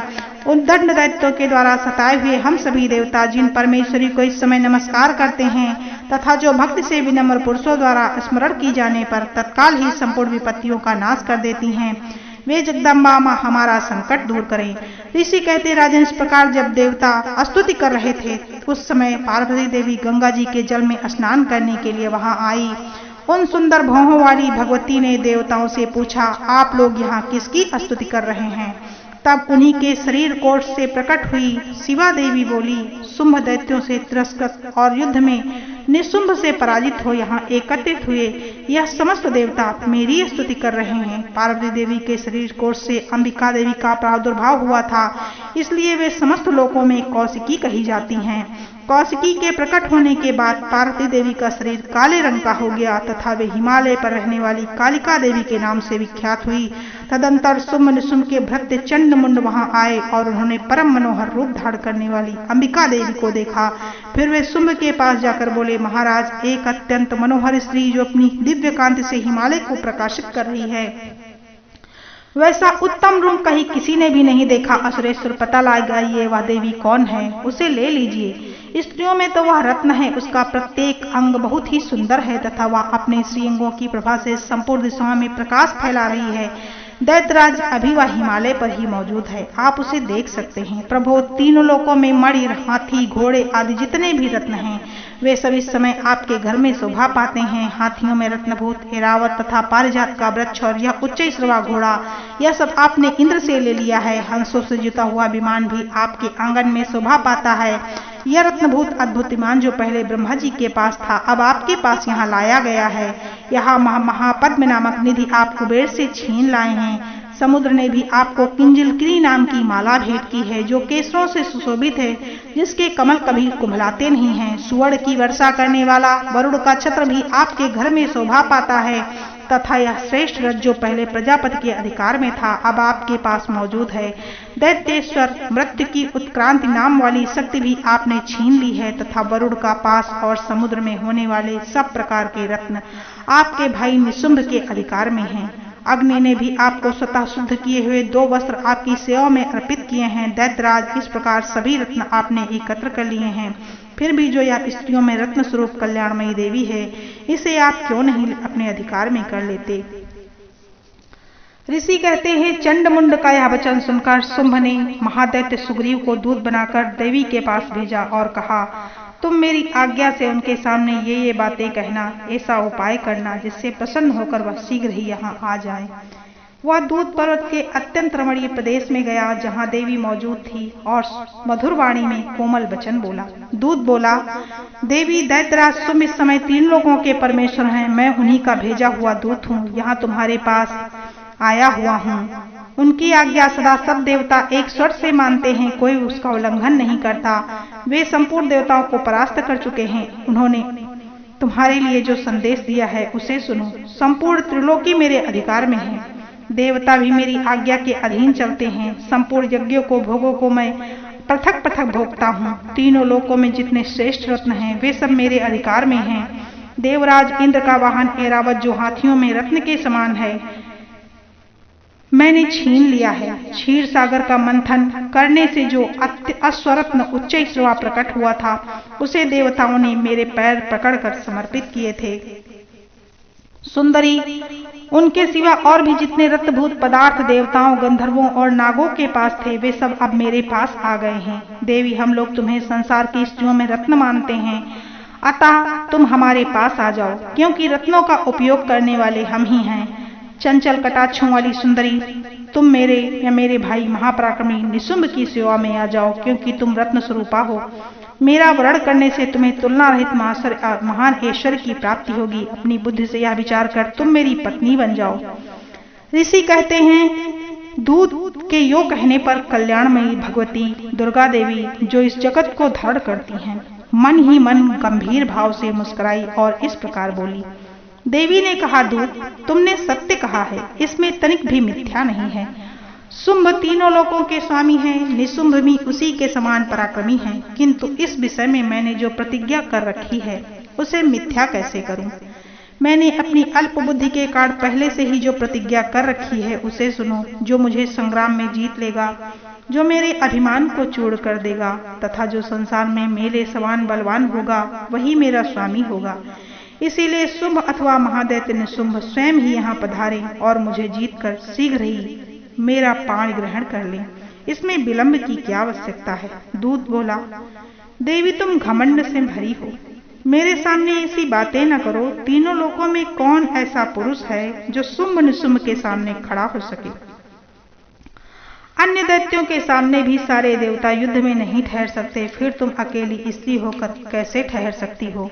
जिन शुंभादि दैत्यों के सामने इंद्र आदि सब देवता भी युद्ध में खड़े नहीं हुए, उनके सामने तुम स्त्री होकर कैसे जाओगी? इसीलिए तुम मेरे कहने से शुंभ निशुंभ के पास चली चलो। ऐसा करने से तुम्हारे गौरव की रक्षा होगी, अन्यथा जब वे केस पकड़कर घसीटते हुए तुम्हें ले जाएंगे तो तुम्हें अपनी प्रतिष्ठा खोकर जाना पड़ेगा। देवी ने कहा, तुम्हारा कहना ठीक है, शुंभ बलवान है, निशुंभ भी बड़े पराक्रमी हैं, किंतु क्या करूं, मैंने पहले ही बिना सोचे समझे प्रतिज्ञा कर ली है। अब तुम जाओ। मैंने तुमसे जो कुछ कहा वह सब दैत्यराज से आदर पूर्वक कहना, फिर वे जो उचित जान पड़े वैसा करें। इस प्रकार श्री मार्कंडेय पुराण में सावर्णिक मनवंतर की कथा के अंतर्गत देवी महात्म्य में देवी दूत संवाद नामक 5वां अध्याय पूरा हुआ।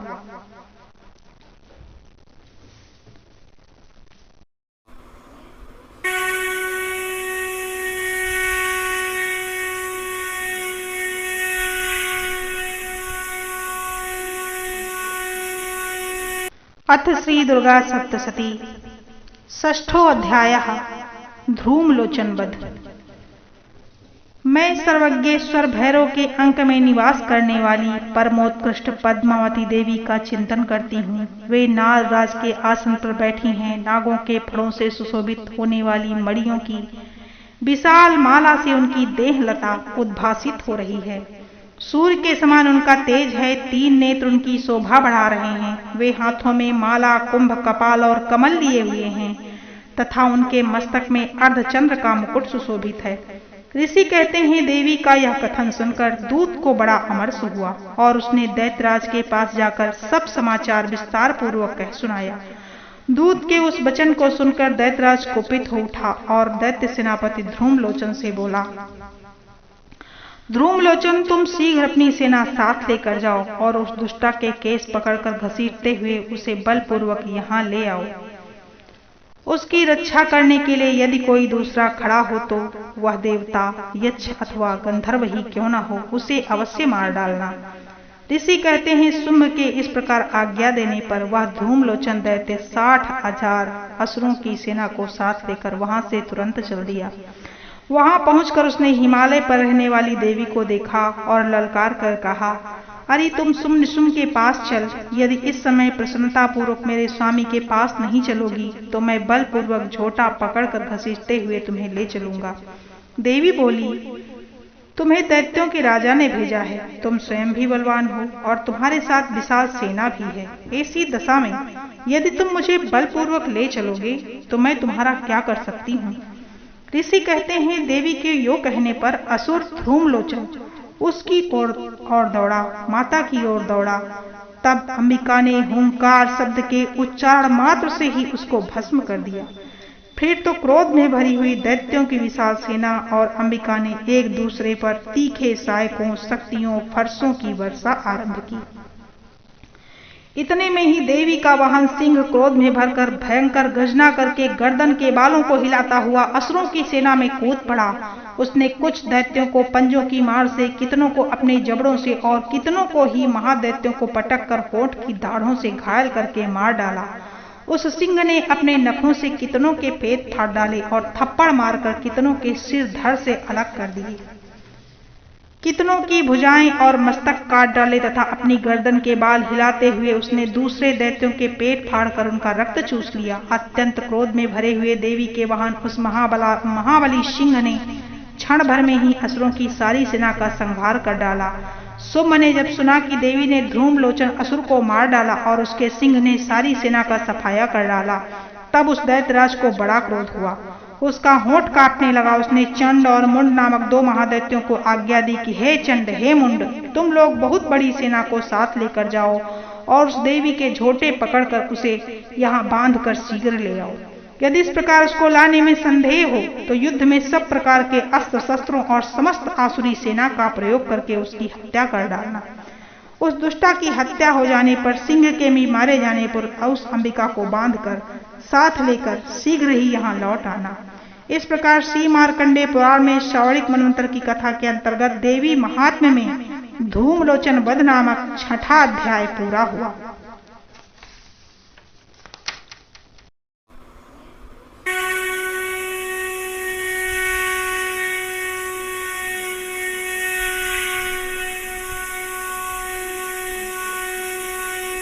सप्तशती 7वां अध्याय चंड और मुंड का वध।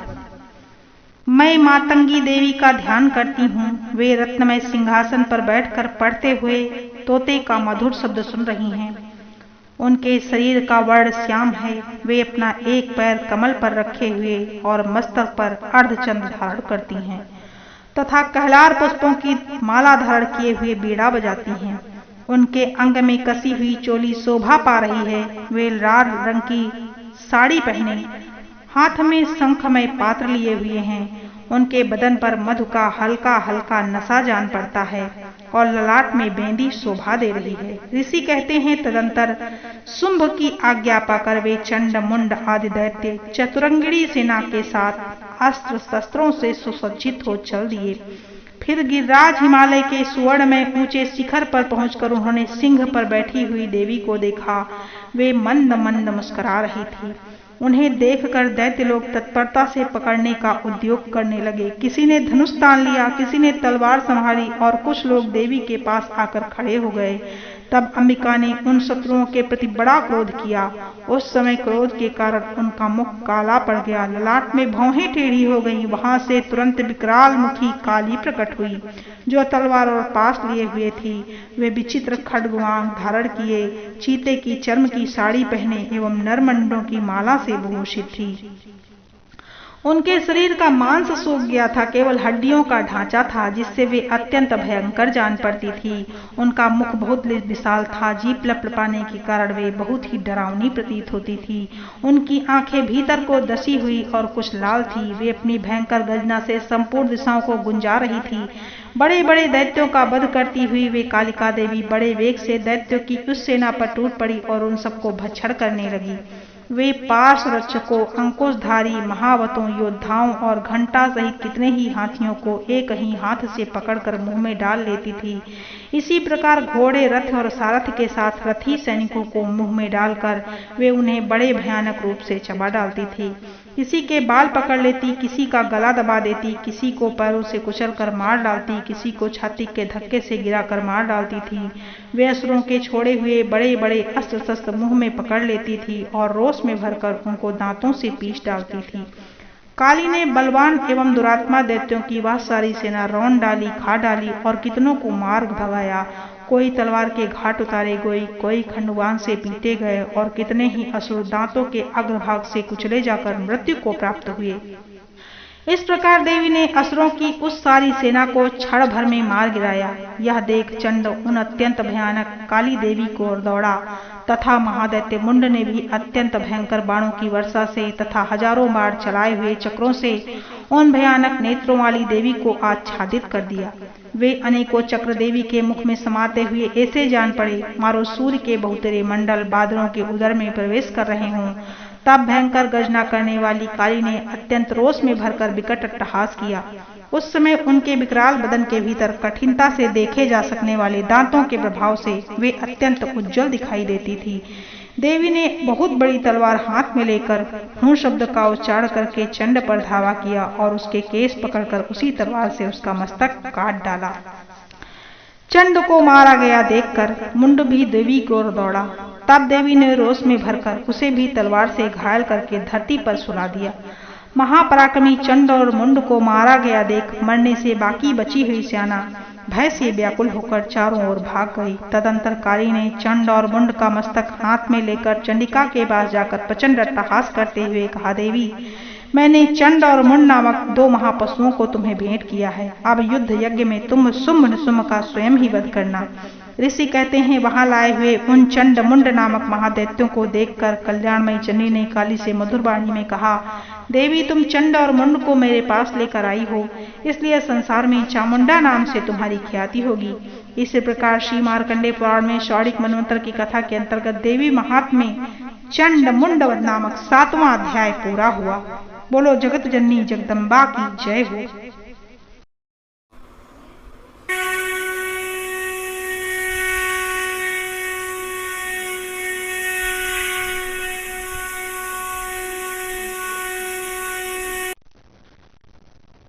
अथ श्री दुर्गा सप्तशती अष्टमो अध्याय रक्त बीज वध।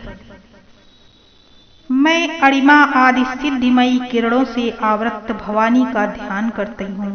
उनके शरीर का रंग लाल है, नेत्रों में करुणा लहरा रही है तथा हाथों में पास, अंकुश, बाण और धनुष शोभा पाते हैं।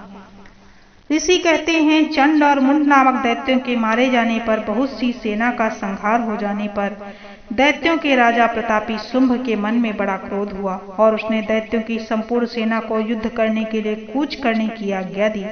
वह बोला, आज उदायुध नाम के 86 दैत्य सेनापति अपनी सेनाओं के साथ युद्ध के लिए प्रस्थान करें। कंब नाम वाले दैत्यों के 84 सेना नायक अपनी वाहिनी से घिरे हुए यात्रा करें। 50 कोटि वीर्य कुल के और 100 धौम्र कुल के असुर सेनापति मेरी आज्ञा से सेना सहित कूच करें। कालक, दौहार्द्र, मौर्य और काल के असुर भी युद्ध के लिए तैयार हो मेरी आज्ञा से तुरंत प्रस्थान करें। भयानक शासन करने वाला असुरराज शुंभ इस प्रकार आज्ञा दे सहस्रों बड़ी बड़ी सेनाओं के साथ युद्ध के लिए प्रस्थित हुआ। उसकी अत्यंत भयंकर सेना आती देख चंडिका ने अपने धनुष की टंकार से पृथ्वी और आकाश के बीच का भाग गुंजा दिया। राजन तदंतर देवी ने सिंह ने बड़े जोर जोर से दहाड़ना आरंभ कर दिया। फिर अंबिका ने घंटे के शब्द से उस ध्वनि को और अधिक बढ़ा दिया। धनुष की टंकार, सिंह की दहाड़, घंटे की ध्वनि से संपूर्ण दिशाएं गूंज उठी। उस भयंकर शब्द से काली ने अपने विकराल मुख को और अधिक बढ़ा लिया। इस प्रकार वे विजयिनी हुई। उस तुमुलनाद को सुनकर दैत्यों की सेनाओं ने चारों ओर से आकर चंडिका देवी, सिंह तथा काली देवी को क्रोध पूर्वक घेर लिया। राजन इसी बीच में असुरों के विनाश तथा देवताओं के अभ्युदय के लिए ब्रह्मा, शिव, कार्तिकेय, विष्णु तथा इंद्र आदि देवों की शक्तियां, जो अत्यंत पराक्रम और बल से संपन्न थी, उनके शरीरों से निकलकर उन्हीं के रूप में चंडिका के पास गई। जिस देवता का जैसा रूप, जैसी वेशभूषा, जैसा वाहन, ठीक वैसे ही साधनों से संपन्न हो उनकी शक्ति असुरों से युद्ध करने के लिए आई। सबसे पहले हंस युक्त विमान पर बैठी हुई अच्छ सूत्र और कमंडल से सुशोभित ब्रह्मा जी की शक्ति उपस्थित हुई, जिसे ब्रह्माणी कहते हैं। महादेव जी की शक्ति वृषभ पर आरूढ़ हो, हाथों में श्रेष्ठ त्रिशूल धारण किए हुए, महानाग का कंकड़ पहने, मस्तक में चंद्र रेखा से विभूषित हो वहां आ पहुंची। कार्तिकेय जी की शक्ति रूपा जगदम्बिका उन्हीं का रूप धारण किए श्रेष्ठ मयूर पर आरूढ़ हो, हाथ में शक्ति लिए हुए दैत्यों से युद्ध करने के लिए आई। इसी प्रकार भगवान विष्णु की शक्ति गरुड़ पर विराजमान हो, शंख, चक्र, गदा, सारंग, धनुष तथा खड्ग हाथ में लिए हुए वहां आई। अनुपम यज्ञ बाराह का रूप धारण करने वाली श्री हरि की जो शक्ति है, वह भी बाराह शरीर धारण करके वहां उपस्थित हुई। नारसिंही शक्ति भी नृसिंह के समान शरीर धारण करके वहां आई। उसकी गर्दन के बालों के झटके से आकाश में तारे बिखरे पड़ते थे। इसी प्रकार इंद्र की शक्ति वज्र हाथ में लिए हुए गजराज एरावत पर बैठकर आई। उसके भी सहस्र नेत्र थे। इंद्र का जैसा रूप वैसा ही उसका भी था। तदंतर उन देव शक्तियों से घिरे हुए महादेव जी ने चंडिका से कहा, मेरी प्रसन्नता के लिए तुम शीघ्र ही असुरों का संहार करो। तब देवी ने शरीर से अत्यंत भयानक और परम उग्र चंडिका सती प्रकट हुई और जो सैकड़ियों गीदड़ियों की भांति आवाज करने वाली उस अपराजित देवी ने धूमिल जटा वाले महादेव जी से कहा, भगवान आप शुंभ निशुंभ के पास दूत बनकर जाइए और उन अत्यंत गर्वीले दानव शुंभ और निशुंभ दोनों से कहिए, साथ ही उनके अतिरिक्त और भी जो दानव युद्ध में वहां उपस्थित हों उन सभी को यह संदेश दीजिए, दैत्यों यदि तुम जीवित रहना चाहते हो तो पाताल लोक को लौट जाओ, इंद्र को त्रिलोकी का राज्य मिल जाए और देवता यज्ञ भाग का उपभोग करें। यदि बल के घमंड में आकर तुम युद्ध की अभिलाषा रखते हो तो आओ, मेरी शिवाएं योगिनियां तुम्हारे कच्चे मांस से तृप्त हों। चूंकि उस देवी ने भगवान शिव को दूत के कार्य में नियुक्त किया था, इसीलिए वह शिवदूती के नाम से संसार में विख्यात हुई। वे महादैत्य भी भगवान शिव के मुख से देवी के वचन सुनकर क्रोध में भर गए और जहां कात्यायनी विराजमान थी उस ओर बढ़े। तदंतर वे दैत्य अमरस में भरकर पहले ही देवी के ऊपर बाण, शक्ति, दृष्टि आदि अस्त्रों की वृष्टि करने लगे। तब देवी ने खेल खेल में ही धनुष की टंकार और उससे छोड़े हुए बड़े बड़े बाणों द्वारा दैत्यों के चलाए हुए बाण, शूल, शक्ति और फरसों को काट डाला। फिर काली उनके आगे होकर शत्रुओं के शूल के प्रहार से विदीर्ण करने लगी और खड्गवांग से उनका कचूमर निकालती हुई रणभूमि में विचरने लगी। ब्राह्मणी भी जिस जिस ओर दौड़ती उसी ओर अपने कमंडल का जल छिड़क कर शत्रुओं के ओज और पराक्रम को नष्ट कर देती थी। माहेश्वरी ने त्रिशूल से तथा वैष्णवी ने चक्र से और अत्यंत क्रोध में भरी हुई कुमार कार्तिकेय की शक्ति ने शक्ति से दैत्यों का संहार आरंभ किया। इंद्र शक्ति के वज्र प्रहार से विदीर्ण हो सैकड़ों दैत्य दानव रक्त की धारा बहाते हुए पृथ्वी पर सो गए। बाराही शक्ति ने कितनों को अपनी थूथुन से मारकर नष्ट कर दिया। दाढ़ों के अग्रभाग से कितनों की छाती छेद डाली। कितने ही दैत्य उनके चक्र की चोट से विदीर्ण होकर गिर पड़े। नारसिंगी भी दूसरे महादैत्यों को अपने नखों से विदीर्ण करके खाती और सिंहनाद से दिशाओं और आकाश को गिंजाती हुई युद्ध क्षेत्र में विचरने लगी। कितने ही असुर शिवदूती के प्रचंड अट्टहास से अत्यंत भयभीत होकर पृथ्वी पर गिर पड़े और गिरने पर उन्हें शिवदूती ने उस समय अपना ग्रास बना लिया। इस प्रकार क्रोध में भरे हुए मातृगणों को नाना प्रकार के उपायों से बड़े बड़े असुरों का मर्दन करते देख दैत्य सैनिक भाग खड़े हुए।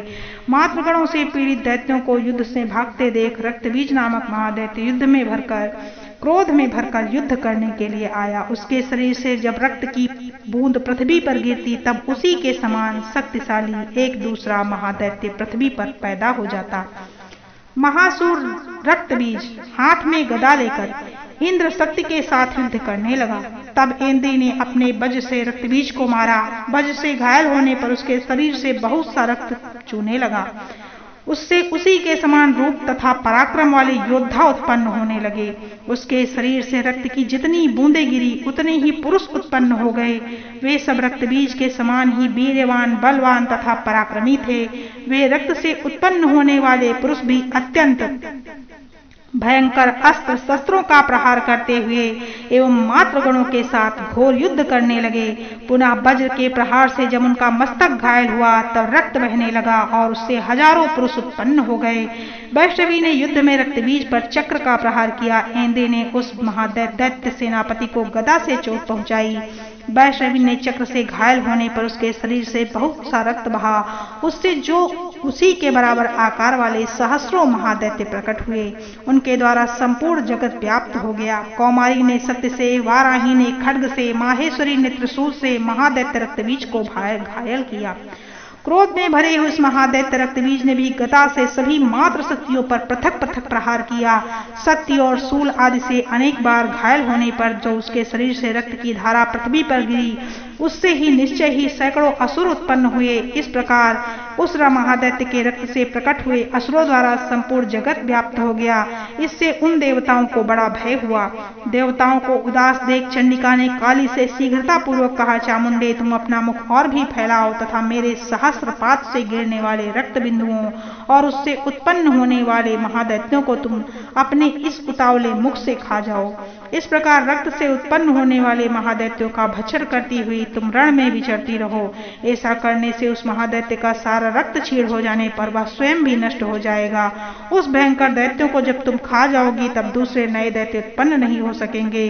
काली ने से यो कहकर चंडिका देवी ने शूल से रक्तबीज को मारा और काली ने अपने मुख में उसका रक्त ले लिया।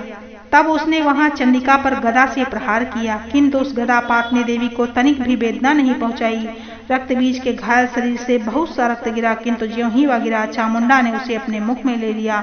रक्त गिरने से काली के मुख में जो महादैत्य उत्पन्न हुए उन्हें भी वह चट कर गई और उसने रक्तबीज का रक्त भी पी लिया।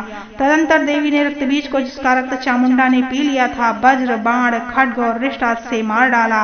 अर्जुन इस प्रकार शस्त्रों के समुदाय से आहत एवं रक्तहीन हुआ महादैत्य रक्तबीज पृथ्वी पर गिर पड़ा।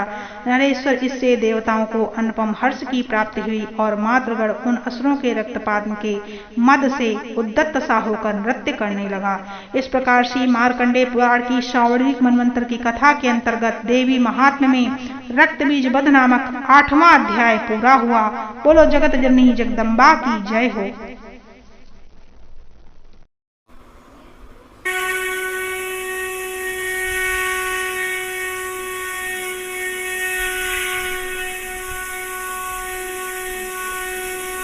दुर्गा सप्तशती एकादशो अध्याय।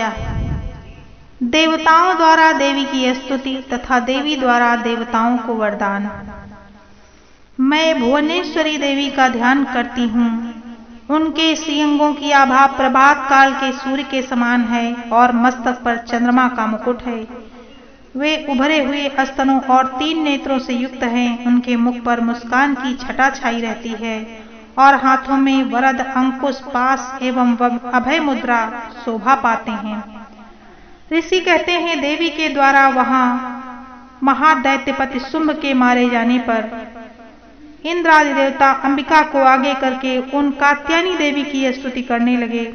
उस समय अभीष्ट की प्राप्ति होने से उनके मुख कमल दमक उठे और उनके प्रकाश से दिशाएं जगमगा उठी थी। देवता बोले, शरणागत की पीड़ा दूर करने वाली देवी हम पर प्रसन्न हो। संपूर्ण जगत की माता प्रसन्न हो। विश्वेश्वरी विश्व की रक्षा करो। देवी तुम ही चराचर जगत की अधीश्वरी हो। तुम इस जगत का एकमात्र आधार हो, क्योंकि पृथ्वी रूप में तुम्हारी ही स्थिति है। देवी तुम्हारा पराक्रम अलंघनीय है। तुम ही जल रूप में स्थित होकर संपूर्ण जगत को तृप्त करती हो। तुम अनंत बल संपन्न वैष्णवी शक्ति हो। इस विश्व की कारणभूता परा माया हो। देवी तुमने इस समस्त जगत को मोहित कर रखा है। तुम ही प्रसन्न होने पर इस पृथ्वी पर मोक्ष की प्राप्ति कराती हो। देवी संपूर्ण विद्याएं तुम्हारे ही भिन्न भिन्न स्वरूप हैं। जगत में जितनी स्त्रियां हैं वे सब तुम्हारी ही मूर्तियां हैं। जगदम्ब एकमात्र तुमने ही इस विश्व को व्याप्त कर रखा है। तुम्हारी स्तुति क्या हो सकती है। तुम तो स्तवन करने योग्य पदार्थों से परे एवं पराबाड़ी हो। जब तुम सर्वस्वरूपा देवी स्वर्ग एवं मोक्ष प्रदान करने वाली हो, तब इसी रूप में तुम्हारी स्तुति हो गई है। तुम्हारी स्तुति के लिए इससे अच्छी उक्तियां और क्या हो सकती हैं। बुद्धि रूप से सब लोगों के हृदय में विराजमान रहने वाली तथा स्वर्ग एवं मोक्ष प्रदान करने वाली नारायणी तुम्हें नमस्कार है। कला काष्ठा आदि के रूप में क्रमशः परिणाम अवस्था परिवर्तन की ओर ले जाने वाली तथा विश्व का उपसंहार करने में समर्थ नारायणी तुम्हें नमस्कार है। नारायणी तुम सब प्रकार का मंगल प्रदान करने वाली मंगलमयी हो। कल्याणदायिनी शिवा हो। सब पुरुषार्थों को सिद्ध करने वाली शरणागत वत्सला हो। 3 नेत्रों वाली एवं गौरी हो। तुम्हें नमस्कार है। तुम सृष्टि पालन और संहार की शक्तिभूता सनातनी देवी, गुणों का आधार तथा सर्वगुणमयी हो। नारायणी तुम्हें नमस्कार है। शरण में आए हुए दीनों और पीड़ितों की रक्षा में संलग्न रहने वाली, सबकी पीड़ा दूर करने वाली नारायणी देवी तुम्हें नमस्कार है। नारायणी तुम ब्राह्मणी का रूप धारण करके हंसों से जुते हुए विमान पर बैठती तथा कुश में से जल छिड़कती रहती हो। तुम्हें नमस्कार है। माहेश्वरी रूप से त्रिशूल, चंद्रमा एवं सर्प को धारण करने वाली तथा महान वृषभ की पीठ पर बैठने वाली नारायणी देवी तुम्हें नमस्कार है। मोरों और मुर्गों से घिरी रहने वाली तथा महाशक्ति धारण करने वाली कौमारी रूप धारिणी निष्पापे नारायणी तुम्हें नमस्कार है। शंख, चक्र, गदा और सारंग धनुष रूप उत्तम आयुधों को धारण करने वाली वैष्णवी शक्ति रूपा नारायणी तुम प्रसन्न हो। तुम्हें नमस्कार है। हाथ में भयानक महाचक्र लिए हुए धाड़ों पर धरती को उठाए वाराही रूप धारणी कल्याणमयी नारायणी तुम्हें नमस्कार है। भयंकर नृसिंह रूप में दैत्यों के वध के लिए उद्योग करने वाली तथा त्रिभुवन की रक्षा में संलग्न रहने वाली नारायणी तुम्हें नमस्कार है। मस्तक पर किरीट और हाथ में वज्र धारण करने वाली, सहस्र नेत्रों के कारण उद्दीप्त दिखाई देने वाली और वृत्तासुर के प्राणों का अपहरण करने वाली इंद्र शक्ति रूपा नारायणी देवी तुम्हें नमस्कार है। शिवदूती रूप से दैत्यों की महती सेना का संहार करने वाली, भयंकर रूप धारण तथा विकट गर्जना करने वाली नारायणी तुम्हें नमस्कार है। दाढ़ों के कारण विकराल मुख वाली, मुंडमाला से विभूषित मुंडमर्दिनी चामुंडा रूपा नारायणी तुम्हें नमस्कार है। लक्ष्मी, लज्जा, महाविद्या, श्रद्धा, पुष्टि, स्वधा, ध्रुवा, महारात्रि तथा महाविद्या रूपा नारायणी तुम्हें नमस्कार है। मेघा, सरस्वती, वरा, श्रेष्ठा, भूत, ऐश्वर्य रूपा बाभ्रवी, भूरे रंग की अथवा पार्वती, तामसी, महाकाली, नियता, संयम परायणा तथा ईसा सबकी अधीश्वरी रूपी नारायणी तुम्हें नमस्कार है। सर्वस्वरूपा, सर्वेश्वरी तथा सब प्रकार की शक्तियों से संपन्न दिव्य रूपा दुर्गे देवी, सब भयों से हमारी रक्षा करो तुम्हें नमस्कार है। कात्यायनी या 3 लोचनों से विभूषित तुम्हारा सौम्य मुख सब प्रकार के भयों से हमारी रक्षा करे तुम्हें नमस्कार है।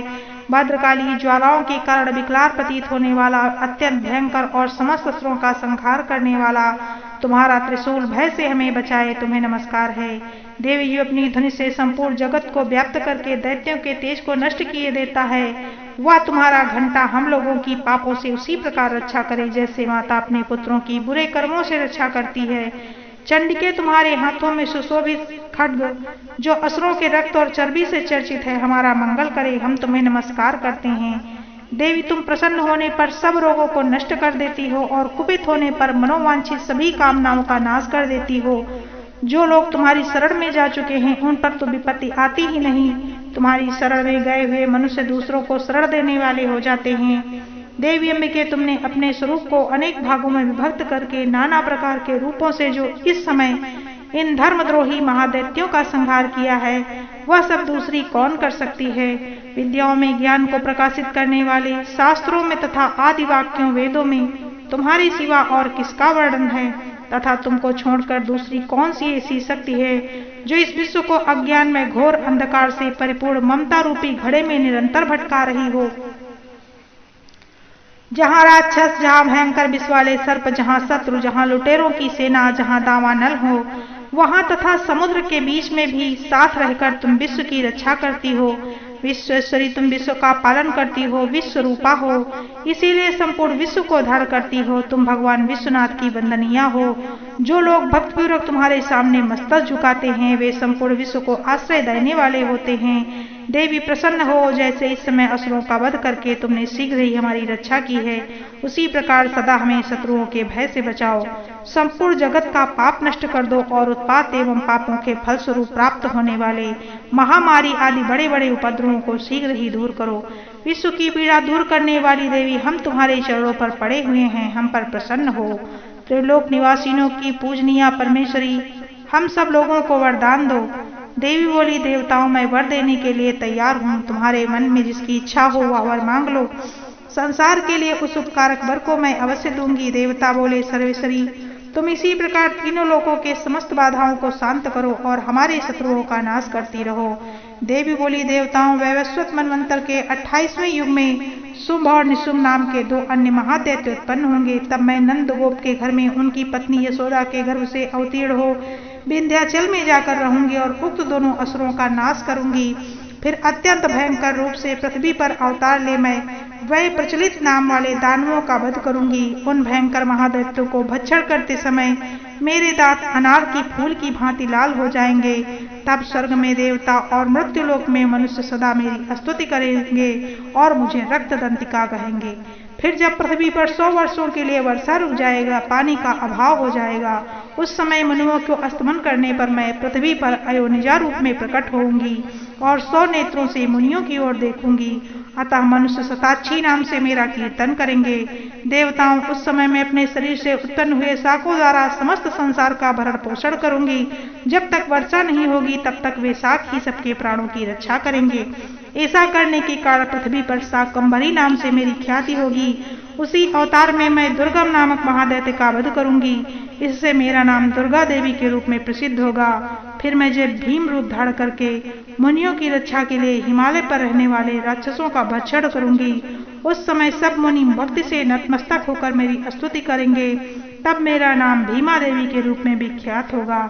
जब अरुण नामक दैत्य तीनों लोकों में भारी उपद्रव मचाएगा, तब मैं तीनों लोगों का हित करने के लिए 6 पैरों वाले असंख्य भ्रमरों का रूप धारण करके उस महादैत्य का वध करूंगी।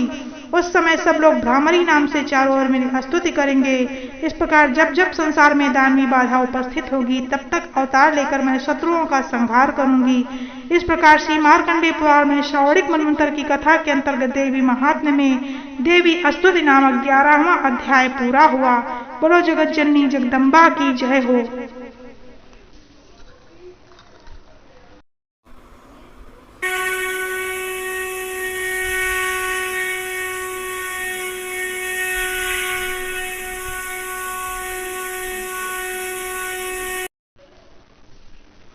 दुर्गा सप्तशती 12वां अध्याय। देवी चरित्रों के पाठ का महात्म्य। मैं 3 नेत्रों वाली दुर्गा देवी का ध्यान करता हूँ। उनके सिंगों की प्रभा बिजली के समान है। वे सिंह के कंधे पर बैठी हुई भयंकर प्रतीत होती हैं। हाथों में तलवार और ढाल लिए हुए अनेक कन्याएं उनकी सेवा में खड़ी हैं। वे अपने हाथों में चक्र, गदा, तलवार, ढाल, बाण, धनुष, पास और तर्जनी मुद्रा धारण किए हुए हैं। उनका स्वरूप अग्निमय है तथा वे माथे पर चंद्रमा का मुकुट धारण करती हैं। देवी बोली, देवताओं जो एकाग्रचित होकर प्रतिदिन इन स्तुतियों से मेरा स्तवन करेगा, उसकी सारी बाधा मैं निश्चय ही दूर कर दूंगी। जो मधुकैटभ का नाश, महिषासुर का वध तथा सुम निशुम के संहार के प्रसंग का पाठ करेंगे तथा अष्टमी, चतुर्दशी और नवमी को भी एकाग्रचित होकर भक्ति पूर्वक मेरे उस उत्तम महात्म्य का श्रवण करेंगे, उन्हें कोई पाप छू नहीं सकेगा। उन पर कभी पाप जनित आपत्तियां भी नहीं आएंगी। उनके घर में कभी दरिद्रता नहीं होगी तथा उनको कभी प्रेमी जनों के विछोह का कष्ट नहीं भोगना पड़ेगा। इतना ही नहीं, उन्हें शत्रु से, लुटेरों से, राजा से, शस्त्र से, अग्नि से तथा जल की राशि से कभी भय नहीं होगा। इसलिए सबको एकाग्रचित होकर भक्तिपूर्वक मेरे इस महात्म्य को सदा पढ़ना और सुनना चाहिए। यह परम कल्याणकारक है। मेरा महात्म्य महामारी जनित समस्त उपद्रवों तथा आध्यात्मिक आदि तीनों प्रकार के उत्पातों को शांत करने वाला है। मेरे जिस मंदिर में प्रतिदिन बुद्धिपूर्वक मेरे इस महात्म्य का पाठ किया जाता है, उस स्थान को मैं कभी नहीं छोड़ती। वहां सदा ही मेरा सन्निधान बना रहता है। बलिदान, पूजा, होम तथा महोत्सव के अवसरों पर मेरे इस चरित्र का पूरा पाठ और श्रवण करना चाहिए। ऐसा करने पर मनुष्य विधि को जानकर या बिना विधि को जाने ही मेरे लिए जो बलि, पूजा, होम आदि करेगा, उसे मैं बड़ी प्रसन्नता के साथ ग्रहण करूंगी। शरत काल में जो वार्षिक महापूजा की जाती है, उस अवसर पर जो मेरे इस महात्म्य को भक्तिपूर्वक सुनेगा, वह मनुष्य मेरे प्रसाद से सब बाधाओं से मुक्त तथा धन, धान एवं पुत्र से संपन्न होगा। इसमें तनिक भी संदेह नहीं है। मेरे इस महात्म्य, मेरे प्रादुर्भाव की सुंदर कथाएं तथा युद्ध में किए हुए मेरे पराक्रम सुनने से मनुष्य निर्भय हो जाता है। मेरे महात्म्य का श्रवण करने वाले पुरुषों के शत्रु नष्ट हो जाते हैं, उन्हें कल्याण की प्राप्ति होती है तथा उनका कुल आनंदित रहता है। सर्वत्र शांति कर्म में बुरे स्वप्न दिखाई देने पर तथा ग्रह जनित भयंकर पीड़ा उपस्थित होने पर मेरा महात्म्य श्रवण करना चाहिए। इससे सब विघ्न तथा भयंकर ग्रह पीड़ाएं शांत हो जाती हैं और मनुष्यों द्वारा देखा हुआ दुःस्वप्न सुख स्वप्न में परिवर्तित हो जाता है। बाल ग्रहों से आक्रांत हुए बालकों के लिए यह महात्म्य शांतिकारक है तथा मनुष्यों के संगठन में फूट होने पर यह अच्छी प्रकार मित्रता कराने वाला होता है। यह महात्म्य समस्त दुराचारियों के बल का नाश करने वाला है। इसके पाठ मात्र से राक्षसों, भूतों और पिशाचों का नाश हो जाता है। मेरा यह सब महात्म्य मेरे सामीप्य की प्राप्ति कराने वाला है। पशु, पुष्प, अर्घ्य, धूप, दीप, गंध आदि उत्तम सामग्रियों का पूजन करने पर, ब्राह्मणों को भोजन कराने से, होम करने से, प्रतिदिन अभिषेक करने से, नाना प्रकार के अन्य भोगों का अर्पण करने से तथा दान देने आदि से 1 वर्ष तक जो मेरी आराधना की जाती है, उससे मुझे जितनी प्रसन्नता होती है, उतनी प्रसन्नता मेरे इस उत्तम चरित्र का एक बार श्रवण करने मात्र से हो जाती है। यह महात्म्य श्रवण करने पर पापों को हर लेता है और आरोग्य प्रदान करता है। मेरे प्रादुर्भाव का कीर्तन समस्त भूतों से रक्षा करता है तथा मेरा युद्ध विषयक चरित्र दुष्ट दैत्यों का संहार करने वाला है। इसके श्रवण करने पर मनुष्यों को शत्रु का भय नहीं रहता। देवताओं, तुमने और ब्रह्मर्षियों ने जो मेरी स्तुतियां की हैं तथा ब्रह्मा जी ने जो स्तुतियां की हैं, वे सभी कल्याणमयी बुद्धि प्रदान करती हैं। वन में, सूने मार्ग में अथवा दावन रथ में घिर जाने पर, निर्जन स्थान में लुटेरों के दाव में पड़ जाने पर, या शत्रुओं के पकड़े जाने पर तथा जंगल में सिंह, व्याघ्र तथा जंगली हाथियों के पीछा करने पर, कुपित राजा के आदेश से या वध या बंधन के स्थान पर ले जाए जाने पर, अथवा महासागर में नाव पर बैठने के बाद भारी तूफान से नाव के डगमग होने पर, और अत्यंत भयंकर युद्ध में शस्त्रों का प्रहार होने पर, अथवा वेदना से पीड़ित होने पर, किम बहुना सभी भयानक बाधाओं के उपस्थित होने पर, जो मेरे इस चरित्र का स्मरण करता है वह मनुष्य संकट से मुक्त हो जाता है। मेरे प्रभाव से सिंह आदि हिंसक जंतु नष्ट हो जाते हैं तथा लुटेरे और शत्रु भी मेरे चरित्र का स्मरण करने वाले पुरुष से दूर भागते हैं। ऋषि कहते हैं, यो कहकर प्रचंड पराक्रम वाली भगवती चंडिका सब देवताओं के देखते देखते वहीं अंतर ध्यान हो गई। फिर समस्त देवता भी शत्रुओं के मारे जाने से निर्भय हो पहले की भांति यज्ञ भाग का उपभोग करते हुए अपने अपने अधिकार का पालन करने लगे। संसार का विध्वंस करने वाले महाभयंकर अतुल पराक्रमी देव शत्रु शुंभ तथा महाबली निशुंभ के युद्ध में देवी द्वारा मारे जाने पर शेष दैत्य पाताल लोक को चले आए। राजन, इस प्रकार भगवती अंबिका देवी नित्य होती हुई पुनः पुनः प्रकट होकर जगत की रक्षा करती हैं। वे ही इस विश्व को मोहित करती हैं, वे ही जगत को जन्म देती हैं तथा वे ही प्रार्थना करने पर संतुष्ट हो विज्ञान एवं समृद्धि प्रदान करती हैं। राजन, महाप्रलय के समय महामारी का स्वरूप धारण करने वाली वे महाकाली ही इस समस्त ब्रह्मांड में व्याप्त हैं। वे ही समय समय पर महामारी होती हैं और वे ही स्वयं अजन्मा होती हुई सृष्टि के रूप में प्रकट होती हैं। वे सनातनी देवी ही समयानुसार संपूर्ण भूतों की रक्षा करती हैं। मनुष्यों के अभ्युदय के समय वे ही घर में लक्ष्मी के रूप में स्थित हो उन्नति प्रदान करती और वे ही अभाव के समय दरिद्रता बनकर विनाश का कारण होती हैं। पुष्प, धूप और गंध आदि से पूजन करके उनकी स्तुति करने पर वे धन, पुत्र, धार्मिक बुद्धि तथा उत्तम गति प्रदान करती हैं। इस प्रकार से मार्कंडेय पुराण में श्रावणिक मनवंतर की कथा के अंतर्गत देवी महात्म्य में फल स्तुति नामक 12वां अध्याय पूरा हुआ। बोलो जगत जननी जगदम्बा की जय हो।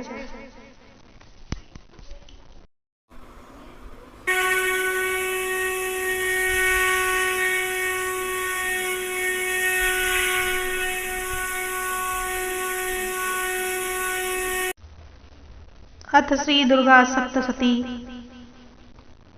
त्रयोदशो अध्याय। सुरथ और वैश्य को देवी का वरदान।